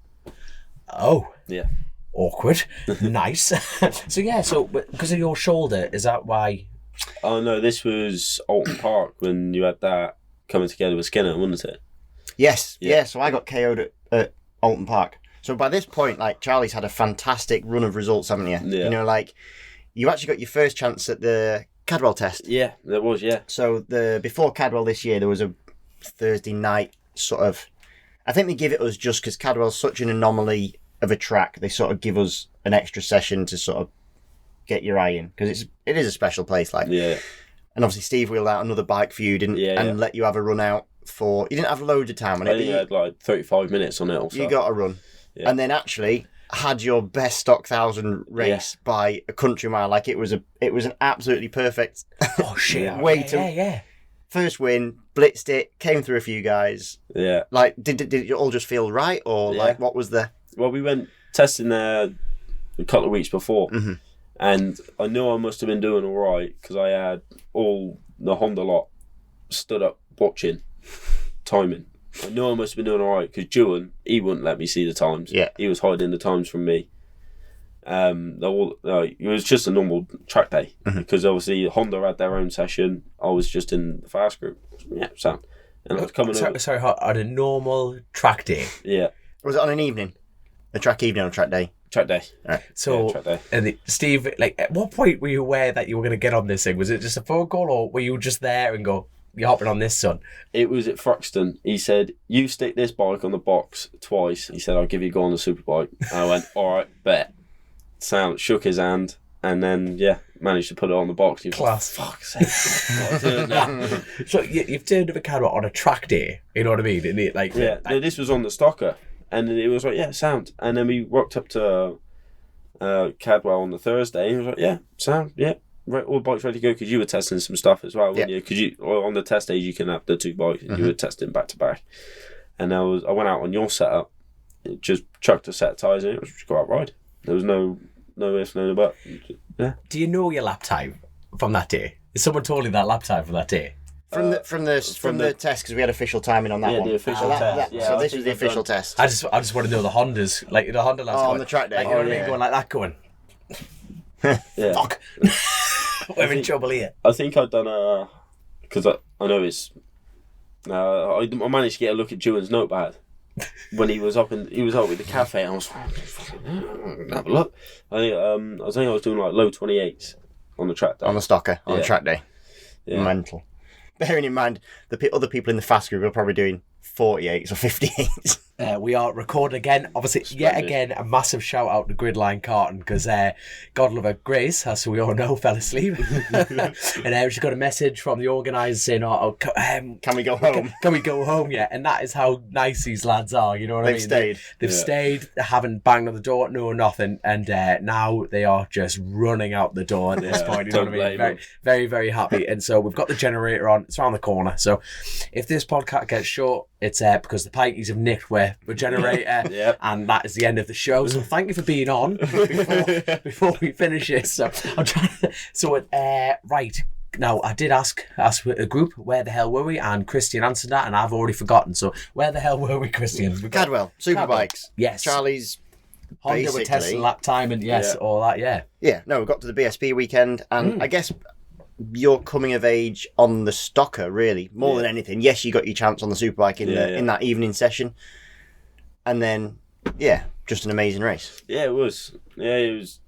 Steve was like, "Don't pressure yourself. Just run your race. You know you've got pace." Because we done all the work all weekend just out on my own. He was sending me out on my own, doing all the times, everything. He said, "You know you can run your race pace, and just go out and run your race. There's no one else can beat you." Almost, that's what he was saying to me, giving me that bit. That's a proper G-ing up, that, isn't it? You know what I mean? He was like, no one else can beat you. Just go out and do what you do best. And I was like, right, okay. Got a decent start on that one. It was like P2 into the first corner. Stayed P2 for halfway through the race. It was Toddy, wasn't it? It was Todd. Yeah, and then managed to get past Todd. And then, for whatever reason, about 3/4 of the way through, I think I put in a 27.6 on the Stocker, towards the end of the race, and because you know what Cadwell's like with the GPS and stuff. I come up on my dash and I'm like, it's lying to me. I didn't do that time. I'm good. I'm not that good. Yeah, I was like, I didn't do that. Came into Steve and was like, yeah, no, you did. And I was like, sound, yeah. I don't know how good the GPS was, but I don't know if you saw the lap before it, but you went lap record and then followed up with another lap record. So that's how that race ran. You know, I was watching it in the garage, going. In fact, I don't think I was in the garage actually, but I was messaging Steve. Whatever I was doing, I was obviously watching. Yeah. And I was watching on the screen, but also live timing. Yeah. And you got to the front, got in front of Davey. And I know how good Davey is. We all know how good Davey is. And then it was like, maybe he's going to dig in. Yeah. But he just had nobody had any answer. Yeah. And he went lap record, and then we were like, whoa, that's some lap to break. And then next lap, it was like, oh, he's gone again. Fair play. Was it a fluke? As you do. But it looked like it. You didn't. You always push for it. That's a silly thing. But it didn't look like it was a hard thing to do to get those times. Yeah, no. I don't want to sit here and say, yeah, it was easy, because I know. everyone knows it's not, but it just felt everything flowed. It worked. Yeah, you know, around Cadwell, it is very much of finding the flow around that, and around that place especially. And I found it, and it was just, right. It just one corner was leading to the next. I was like, yeah. And then I looked down, I was like, You know what's interesting is, like, Chrissy was always talking about how it's one of the only tracks that you really have to bite the screen on. Would you agree with that? I'm gonna have to. I'm gonna grit. Was that? Oh God, I'm gonna. If I've got that I think wrong, there's I'm so parts sorry. of it. You know what I mean? Cadwell's a It bit was of a funny definitely one. that track. There's different parts to Cadwell. The first half and the second half are really completely different. So there's some parts you really need to flow. Yeah. And there's some parts you have to do sort of really, like, grab things a bit hard. actually proper ride it kind of thing. And it's like everywhere else is kind of, you have to find that like that word you use in flow. But it's one of them tracks that you thought to ride. But it is a track that you have to find some kind of. You can't attack Cadwell all race because it just won't work out. Always. That's the sort of track. That's the Do you know what I interesting mean? part of it. It's like bits you have to, and then not. There you are. Yeah, what I found was round Cadwell is it was easier on a bigger bike than it was a 600. Because on the bigger bike, you're just playing with the throttle. You're not on the 600. You're always just trying to get to full everywhere you go.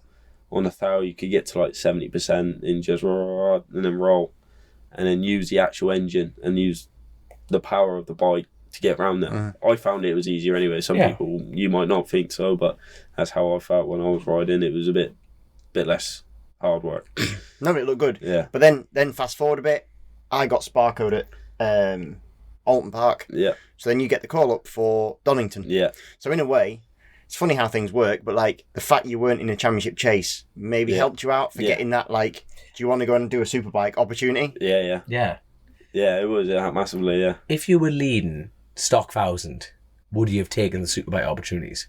I doubt I'd have even been offered it. That's the No. difference. Yeah. Fair enough, doubt that you'd been offered it, but if you got offered it, how would you feel about that? See, that was interesting because you're not sure, are you? No, I think in some ways you'd have to focus on the job at hand and go stock foul as much as you wanted to go superbike and what the possibilities it could bring. You'd have to think, no, I'm in this championship. Everyone wants to be champion at the end of the year, and if there's a chance at it, you go for it. So I think I would have gone stock foul. Yeah. I like it. So, like you say, fast forward to Donington. How did you get on at Donington? I had a 16th, a 12th, and an 11th, I think. Bloody hell! Yeah. So that's second race on a superbike. That's right, isn't it? No, first race. That was your first race. Sorry, yeah. Stock 1000 won that, and then you went your first opportunity on Donington on a superbike. Yeah, I was also riding the stock foul that weekend as well. Yeah. So I was doing both. But then you canned it after the Saturday. We canned the stock foul and then focused on superbike for just a Sunday. And then continued at, like, I came back at Brands very badly, but I came back. But obviously you still got an opportunity. So Hawk ran 3 bikes, super bikes, to give you even more of a chance. Yeah. So at this point you must be thinking, like, okay, they're doing this for a reason. Yeah.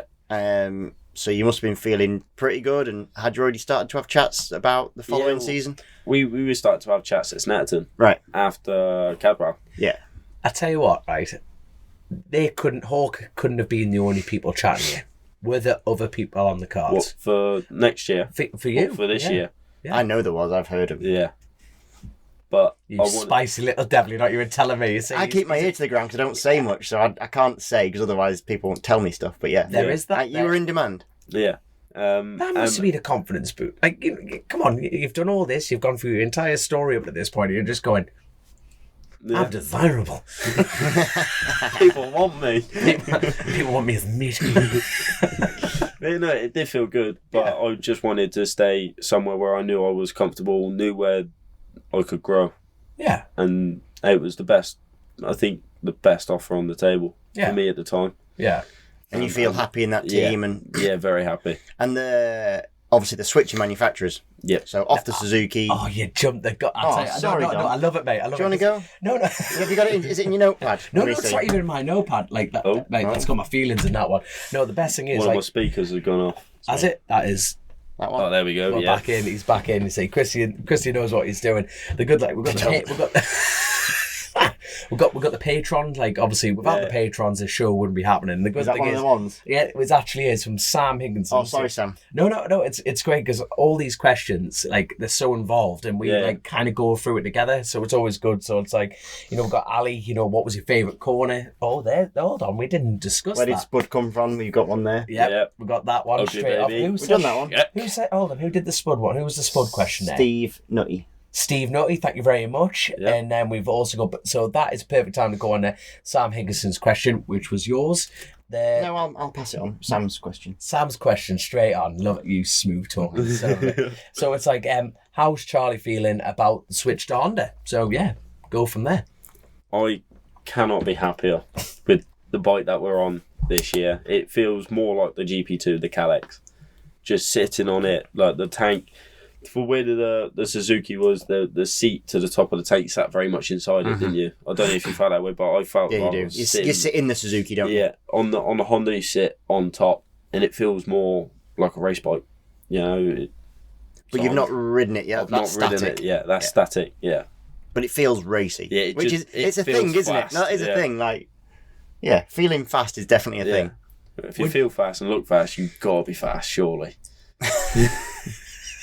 And if not, you've ticked 2 boxes. 100%. You just need 2 out of that box. two out of that 3. box, straight off the box. I'll tell you what's interesting now. Obviously, your stars have aligned already for you. You're on for the Oxford Ducati team and a couple of other options. But if you stayed with Hawk on that side of things, would must have been an exciting concept if you were in that situation again to jump to the Honda.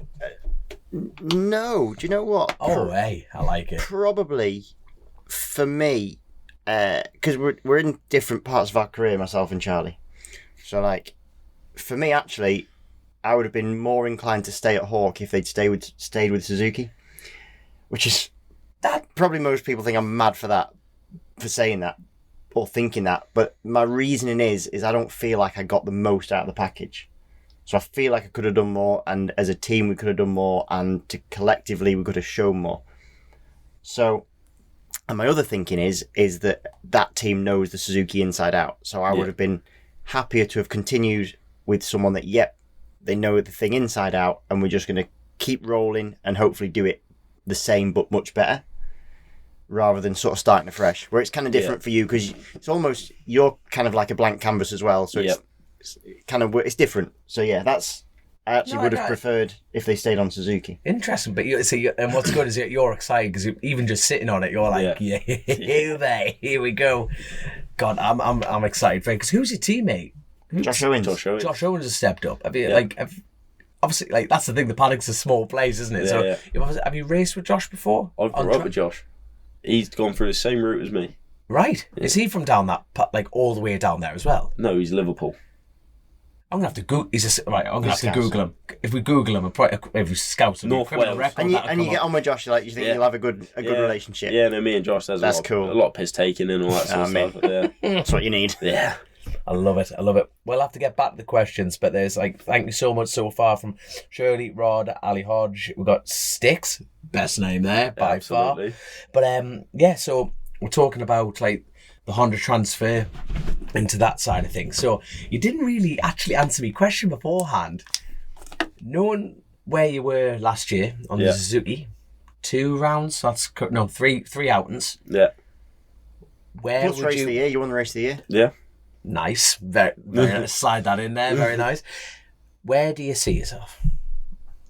I don't. What? Yeah. Come on. It's a difficult one because everyone wants to go out and win. We wouldn't race otherwise. But I think realistically, for the first round, if I can stick myself consistently, comfortably in the top 10, and then build from that way. I said the Superbike class is a very hard class. Yeah. I'm not trying to go, I'm going to do this, going to do that, and set myself up for failure. I'm going to set realistic goals. And if I beat them, great. If I don't get them, I've got to work for them. Yeah. So I think consistent top 10, comfortably, and then build up towards the end of the season. Really looking forward to it. Tell you what, got to get my very cliche question in, which is a nice little tie up with what we're about to discuss. Hawk, very big roads team. Yeah. Both TT and Northwest dripping in history. Is that something that's tickling your pickle? No, not for me. All that build up. That's I worked on that. Next question. Yeah. No, not for me. Yeah, no, don't get me wrong. I've got massive respect for everyone who rides the roads because you've got to want to do it 110%, and there's nothing else that you want to be doing. Yeah. You want to be doing the roads. And for me, even if I wanted to do it, I think it would still only be 99% wanting to do it, whereas I think you need to be 100%. There's got to be nothing in the back of your mind to be able to do road racing. Yeah. And it's always been the deal I've had with my dad. I don't do road racing. And your mum will be going, yes. Yeah. But it's always something that he said from day one. He said, you go road racing, I'll break your legs myself before you go. That's the way it's been always. Yeah. And don't get me wrong, I'd love going watching. Love watching the stuff. But I ain't got the bottle for it. I don't think. No. You have the bottle for it. You have the respect. Yeah. That's something that gets washed over too much. This now, doesn't it? You've got the respect for yourself and your family. Yeah. So you actually hold the line, son. You know what I mean? Yeah. Good lad. Good lad. Thank God he's not turning up, Christian. On a selfish note, thank bollocks for that one. You know what I mean? On a total note, but I tell you, as you know, Grace has been working out, she's always working, but we've been doing little vlogs to fill in the gaps for updated crack, and we kind of briefly touched on the Irish scene, with and it's kind of old news that hasn't been fixed yet in that regard. It's big problems, insurance, and it's not just the road scene, it's also the short circuit scene's been even affecting trials, and sitting here, nothing's actually come to the surface yet. No. Has it? As far as solutions. And, we could repeat the same conversation that we had, and to be honest, a very, blunt version of that is we kind of just ranted a couple of three, me, Gareth Henkinsons and Josh, we kind of just ranted a bunch of old men with no solution to it. Yeah. And it is scary times. It really is scary times. Yeah. But, from the bottom of your heart, lads, it's a bit... What solution could you come up with? In a dream, how could this be fixed? Fuck the insurance, go racing anyway. That would Charlie do Nesbitt, it, to be fair. Prime Minister. That would do it. That would be a solution. No, but it's scary. It is scary because it's something. I don't think we can find this solution. I don't think when we don't understand what's happening, because I personally don't believe that insurance is the main thing. This 400 grand's been bandied about, right? This figure. Yeah. But that's not just for a race. That's everything. That's everything. To me, I don't know what I expected insurance to cost, but I expected insurance for a whole federation to be way above 400 grand. Yeah, exactly, yeah. And if 400 grand was the number, I would expect an entire federation that has the biggest sporting event in Northern Ireland to be able to cover what is these days, 400 grand is not a small amount of money, but it is a very small amount of money for the bigger these events. And like you said, it's not just the road races. It is they've got no Ulster Superbike this year. No. I think motocross is the only one that's unaffected. I think that's the only one. Different broker, isn't it? And it's it's mad. It's but I just can't understand that 400 grand is the holdback. It doesn't compute with me. And hopefully, us sitting here as racing fans, and everyone listening to this is racing fans. We're just praying it gets sorted. But at the moment, it's just speculate, not even bad mouthing. And I think it's because it's such a fragile thing that you can almost go, well, why don't you do this? Why don't you do that? It's there's just. We don't know what's going on. The hard thing is, I think we genuinely don't know exactly what's going on the inside. That's the hardest point. So we can all go, should do this, should do that.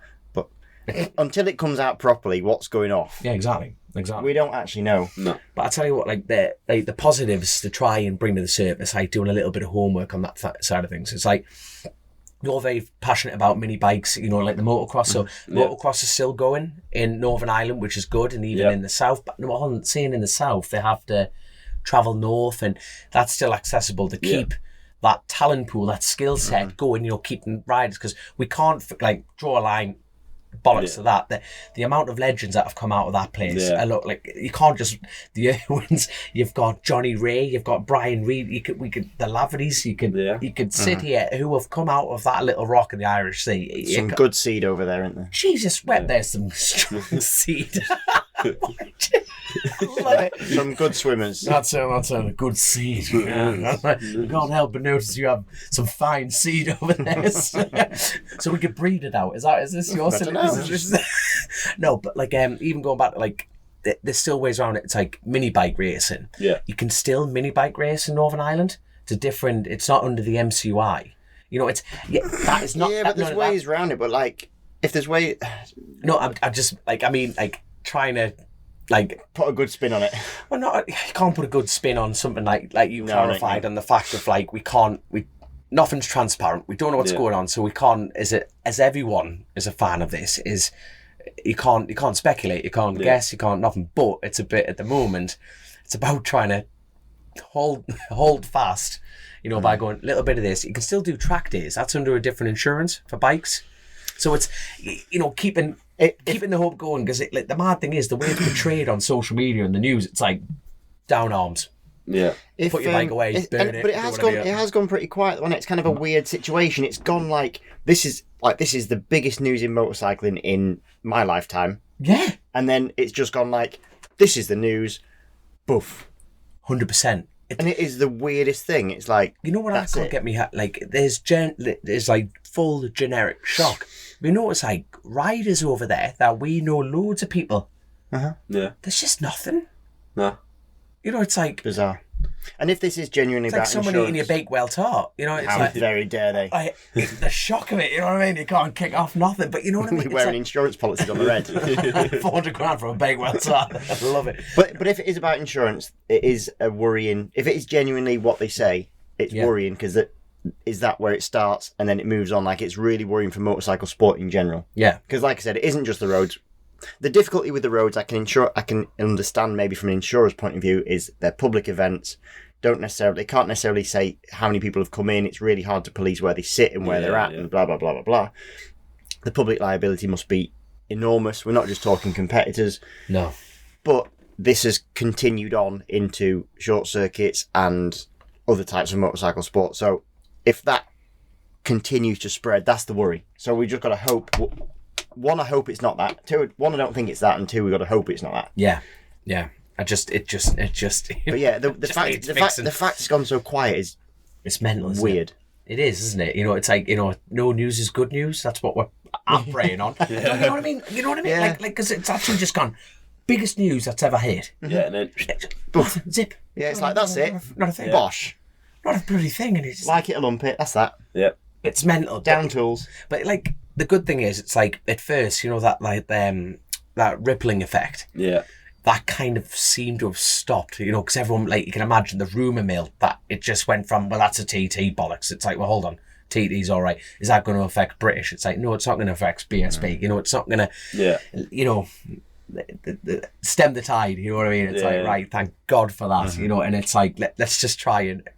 Fingers crossed, by the next pod, or by Monday or Sunday when this goes out, it's done. Oh, but that's it, you know what I mean? By the weekend, let's pray, you know what I mean? We can just back out a mood and like, everything's back on track. That's it, everything's back on.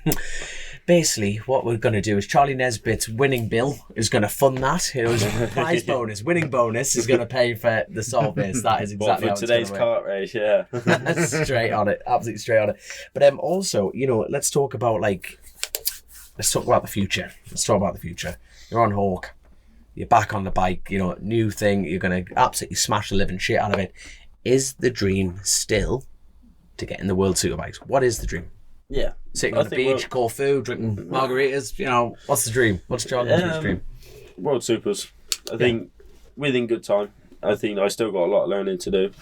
But I think within good time, if I can potentially get there, that would be great.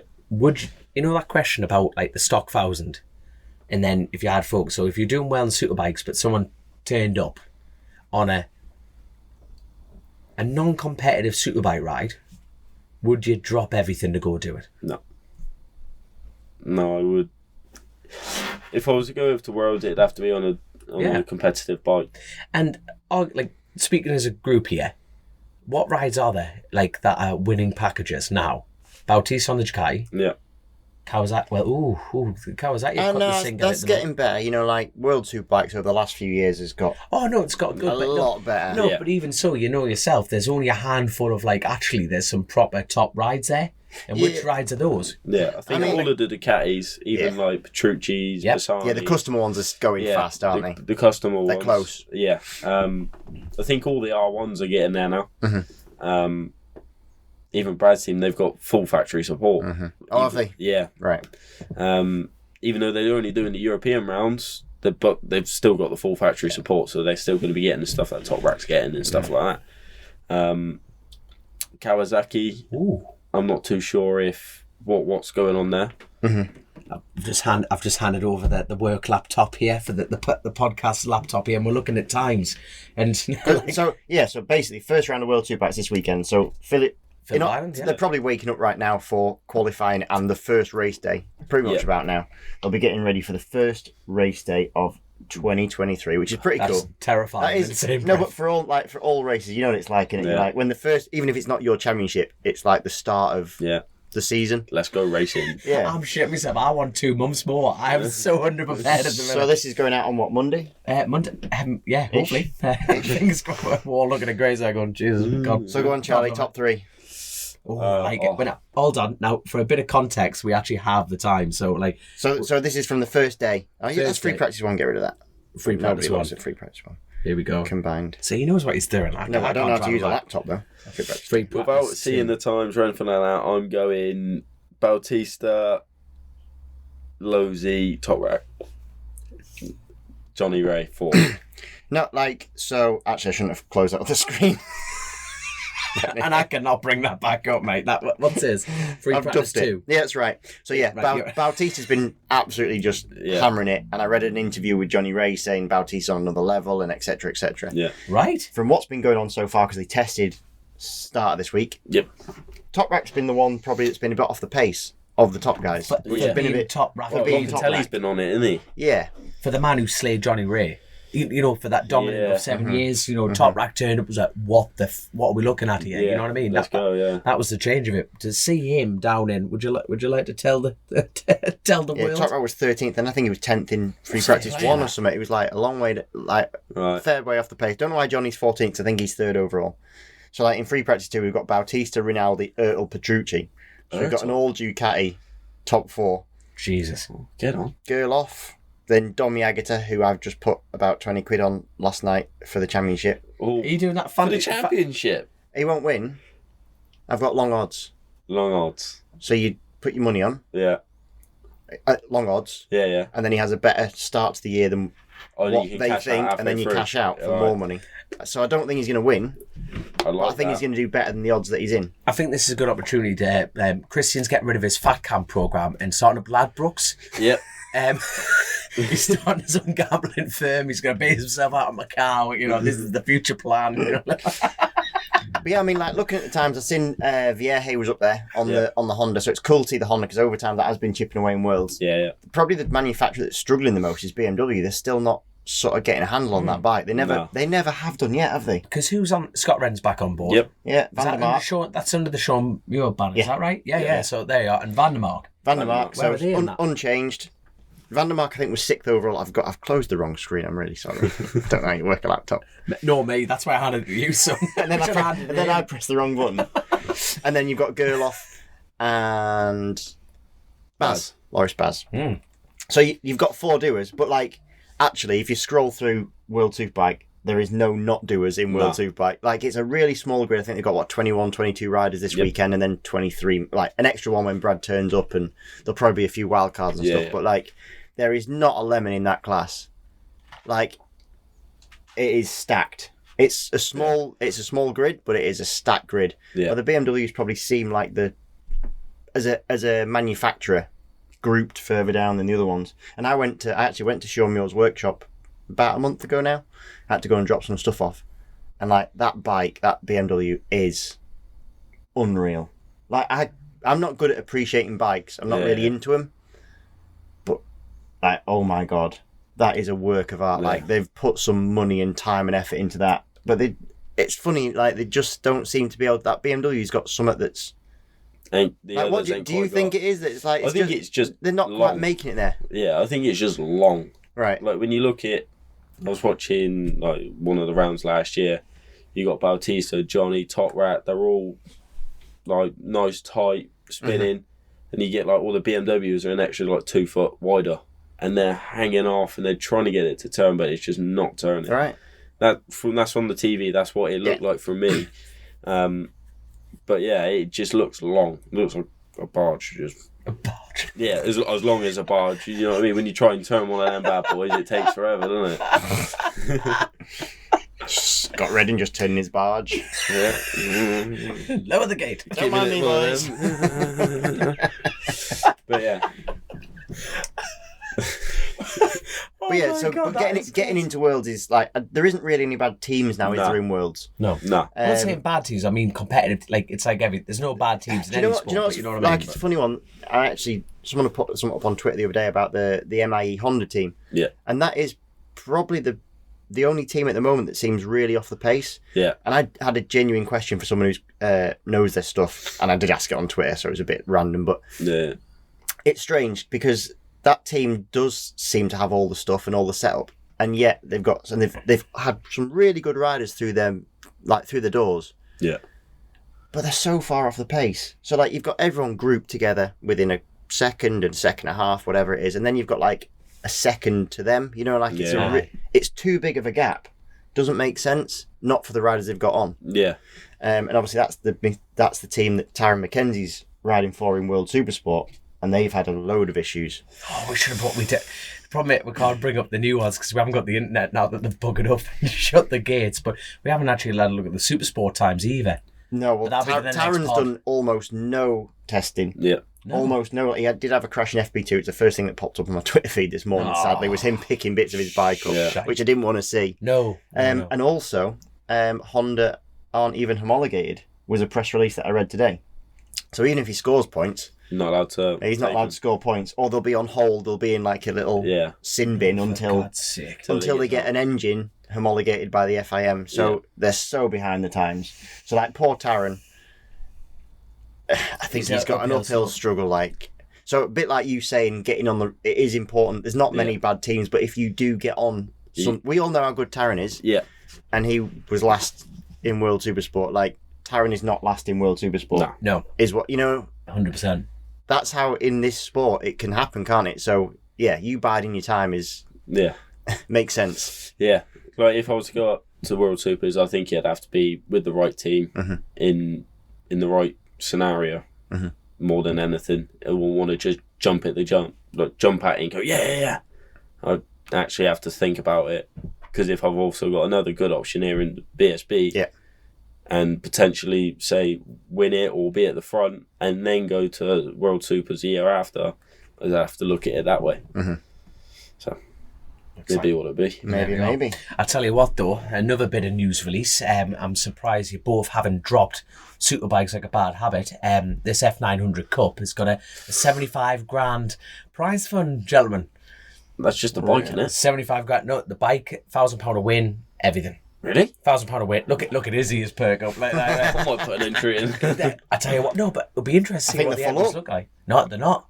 Not like, so we were down at the MCN show. Yeah. Big shout out to Lee Bob Jackson. Yeah. Oh yeah, well he hasn't turned up today, probably out of shame. Yeah. But now to be fair to him, he did set the fastest time. Yeah, if you don't stop, it's easy to set the fastest time. So they had a drag strip. So I was actually down there at, I went for a Ducati launch of the new Diavel Ducati at the Gherkin, and then next morning came down to see the London Bike Show just to do that bike show thing. Yeah. And I've never seen it where they have this drag strip. I think they've had the flat track before. Yeah, we've done it. That's how I knew it was good crack to come on the show, because he kept knocking me off. I knocked him off. It was just savage. You know. So, what I mean? I was taping your fingers up, wasn't I? Well, you bust me fit. You broke I my didn't. fingers. You brushed your fingers. What are you on about? Who was the one sitting on us? Well, no, you were the one sitting on the bike and you was trying to get your knee down in it and your fingers on the barriers. No. No. Well, that was me trying to go fast. Like, I actually had the leg up and he kept just squeezing me out, you know what I mean? There's him about his boulder, crying at Cartagena, you know what I mean? He tried to do to me in a water barrier. Anyway, so the MCN lot had, like, the Overloop by Peter Boast and, like, the flat track school. It was absolutely savage crack. As a rider, it was mint. But so what they've decided to do with MCN is, like, try and just change a little. Mix it up. And they've, like, drag strip, but it was like... Instead of a circle, let's have a straight. Yeah.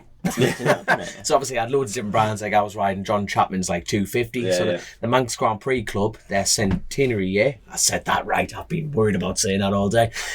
Centenary year, twice now. Coming up for the 23 season, and they invited us down like with John and Lee Johnson, you know, to Space and Bikes, and BMW.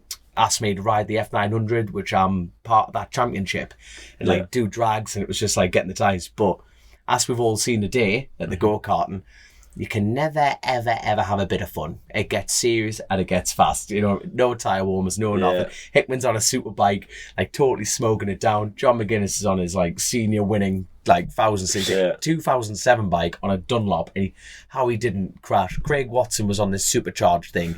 He was like Captain Kawasaki, Captain fucking Insano, more like that. Just wheeling, gripping. It was just Insano. Mate, honestly, I'm telling you now, honestly, it was mint, but it was all under control. Yeah. And obviously Lee Bob, you know, just the times got dropped, and it was just like, there you go. But bearing in mind, this is why I defend Lee Bob. It was like polished. So they put this surface down for like the e-racing. But at the end of the day, you know, there's a huge opening of that. They made it as safe as they can. You know, fair play to them. But it's still covered in dust and shite and everything like that. So Lee Bob's just, like you say, he's just gone like so much quicker. I had a good go. It's funny because we've got like a BSB riders group chat now. I don't know who put it in, but there was just this video. Yeah, it just appeared, didn't it? And it's funny because like he does a real good run and then like woof. It's funny because he looks like he's nearly stopped and then he just hits these barriers and it's just this like, it's just funny, you know, like anyone that can find it just goes doof. And then like it's horrible, and you're trying to pick the bike up and like the wings falling off it and like. And if you want to see it, if you go on Team Green Kawasaki on Facebook, go down to the post where they see Lee Bob, go into the comments, go to all comments, and someone's put a video for the comments. How to get to it? Love it. Brilliant. I'm totally, as soon as I get out this door, I am going Team Green, like comments, all comments. But it's it right at the end. Right. So they see him and they're from me to you away, from Lee. And he just goes, doof. Boom. I love that. He's got a sense of humour, thick skin. He'd be hopefully laughing at that. It's just great crack. Mind you, the guy on the Harley would have cheered him up because a bloke went through the barrier at the bottom. I think he just totally forgot about braking marks. He hooked second instead of hitting the brake. And now, fair play to him, I would sign him. If I had a race team, I'd sign him because locked the front, off, went for it again, locked it, saved it again, third time. It just... He held it up to the end, mate. You know what I mean? He held it up to the end. But it was he went down with his ship. He was I'm the captain. Full on. I don't know who that gentleman was, but I tell you what, that was some crack, that. You know what I mean? But hey, motorcycles deliver good stories. Straight Absolutely. up. But I tell you what, like, before we get all the thank yous in, it's like, I must thank, you know, the BMW lot. They properly looked after me and the other half, and it was like good to get on the F900, and you know, it was good to meet them lot. You know what I mean? So hopefully, on a biased note, because I thought they were mint, I hope the barge turns. I'm not saying it's a barge, I said it turns. Yeah. You know that BMW contract you were getting in 2 years' time? Out the window. He'll sit in Sean Muir's office. So you thought our bike's a barge? Yeah. No, I shouldn't have said that. No. Oh, class, man. Class. So, I'll tell you what, literally a couple of quick fire ones. What are you most looking forward to in 23? Be it on bike or off bike? On bike, just riding, spinning laps. Enjoying myself riding my bike. I'll tell you what, while we've got you here, I want to ask the same question because like we haven't actually. That's the thing when we're doing these interviews, we never get a proper chance to catch up. You now that you're off the other side of the seat, you know what I mean. We're not going to get a chance to catch up. So you've been like flat out with like training with motocross. You're a training monster, period. So that's not a shock to anyone. Like you ran past me and Grace were having breakfast this morning, and you like. it was just this blur, and everyone else walked around in hoodies and t-shirts, fucking freezing. There's him just in a t-shirt, like, hot set. I was only running fast. I was running back for my breakfast. I was starving. There we are, touche. Otherwise, I'd run slow. Yeah. So how are you getting on? What are you looking forward to this year, mate? I'm just looking forward to a bit of a fresh start. To be fair, putting last year behind us and going again. Do you know what I mean? We're so much back into normality now with BSB. It's so much better, like last year we had all the fans back and it was just cool. And but there was still something that wasn't quite fully back. I don't know what it was. Couldn't put my finger on it, but I think over time that's happening. There's been loads of rider changes this year. I'm actually looking forward to riding against some new people. There's loads of new talent coming to BSB. Charlie, one of them, but we've got every other junior class champion, more or less, apart from the 300s. Yeah, it's coming up. So I think there's loads to be excited with the racing. I've got loads of obviously I've got Toby now at home, so I'm. How's the swimming lessons going? Every time I ring him on the rock. I'm always at Puddle swimming Ducks. Day? What day is Puddle Duck Day? Puddle Duck Day is Sunday. Sunday. I ring him on Sunday. I always get it wrong. I'll ring Chris and see what he's doing. I'm swimming, mate. Puddle Ducks. Puddle Ducks, youngin. How old's the boy now? 6 months. That's so he's mental. Mint. Yeah, he's mint. That is mental. So that's cool. So I've got loads of personal stuff coming up, but apart from that, just on the racing, just having a good year. I must give a shout out to your other half, right? It was on an Instagram page, and it was, I don't know if it was directly or indirectly, a mint cheap shot of you. It was like, pregnant women go through the most physical endurance that anyone can ever do. And I was like, oh, that'll break Christian. Not that'll to be fair, you know what I mean? This is a motorbike podcast, but I would not want to have a kid. I wouldn't want to bake it. I wouldn't want to Bake it. none of it. Oh my god. Easy bake oven with the old light. No, fair play. We as blokes have it easy. We know about it, but we have it easy. 100%. 100%. We are actually on the bleeping edge here, and I'll tell you what. Yeah, Grace is going to kill us for the time this is going on to. So, but I'll tell you what. Sorry, Grace. So what you're most looking forward to? Just getting back to it. Just a fresh start, getting back to it. Yeah.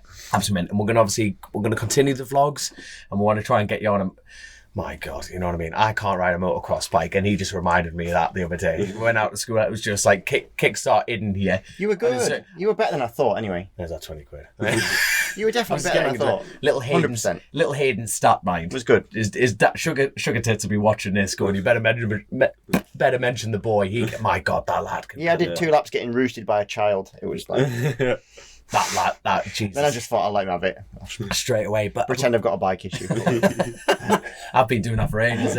But hey, we've got anything else we want to touch on for this one? I feel like it's because we've got such a big gap to the next one. I feel like everything's still moving in.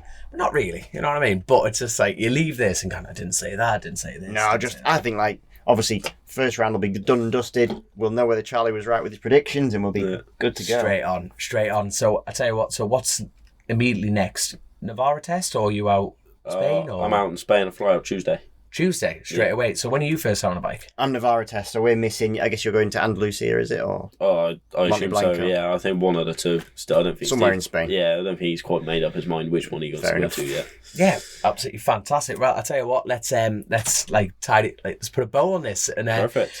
Obviously, thank you to our sponsors, Global Moto, Click, Buy, Deliver. Get on there. It's next to the Kawasaki page, underneath. That's right.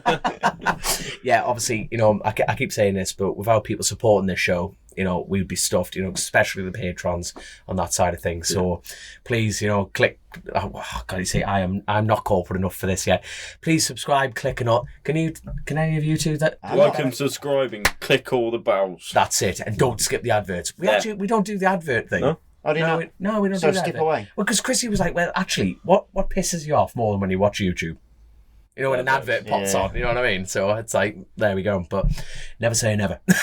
Never say never. We need funding for this. But obviously, thank you to Global Moto, thank you to our patrons, and thank you for everyone for supporting this. And more importantly, thank you, Charlie Nesbitt, for letting us nick your Friday night. Thank you so much. No problem. Thank you for having me. And obviously, good luck, mate. And Christian, how was it like in the hot seat, son? I think I prefer on that side, but it's been great. Tough shit, you're on this side now. There you go. But obviously, thank you so much, lads, and we'll catch you all later on. See you in a bit. Bye. Chasin The Racin, Powered by Colchester Kawasaki. Part of the global Moto Group, we supply new Aprilia, Moto Guzzi, Vespa, Royal Enfield, Kawasaki, Sim, Mutt and Benelli motorcycles.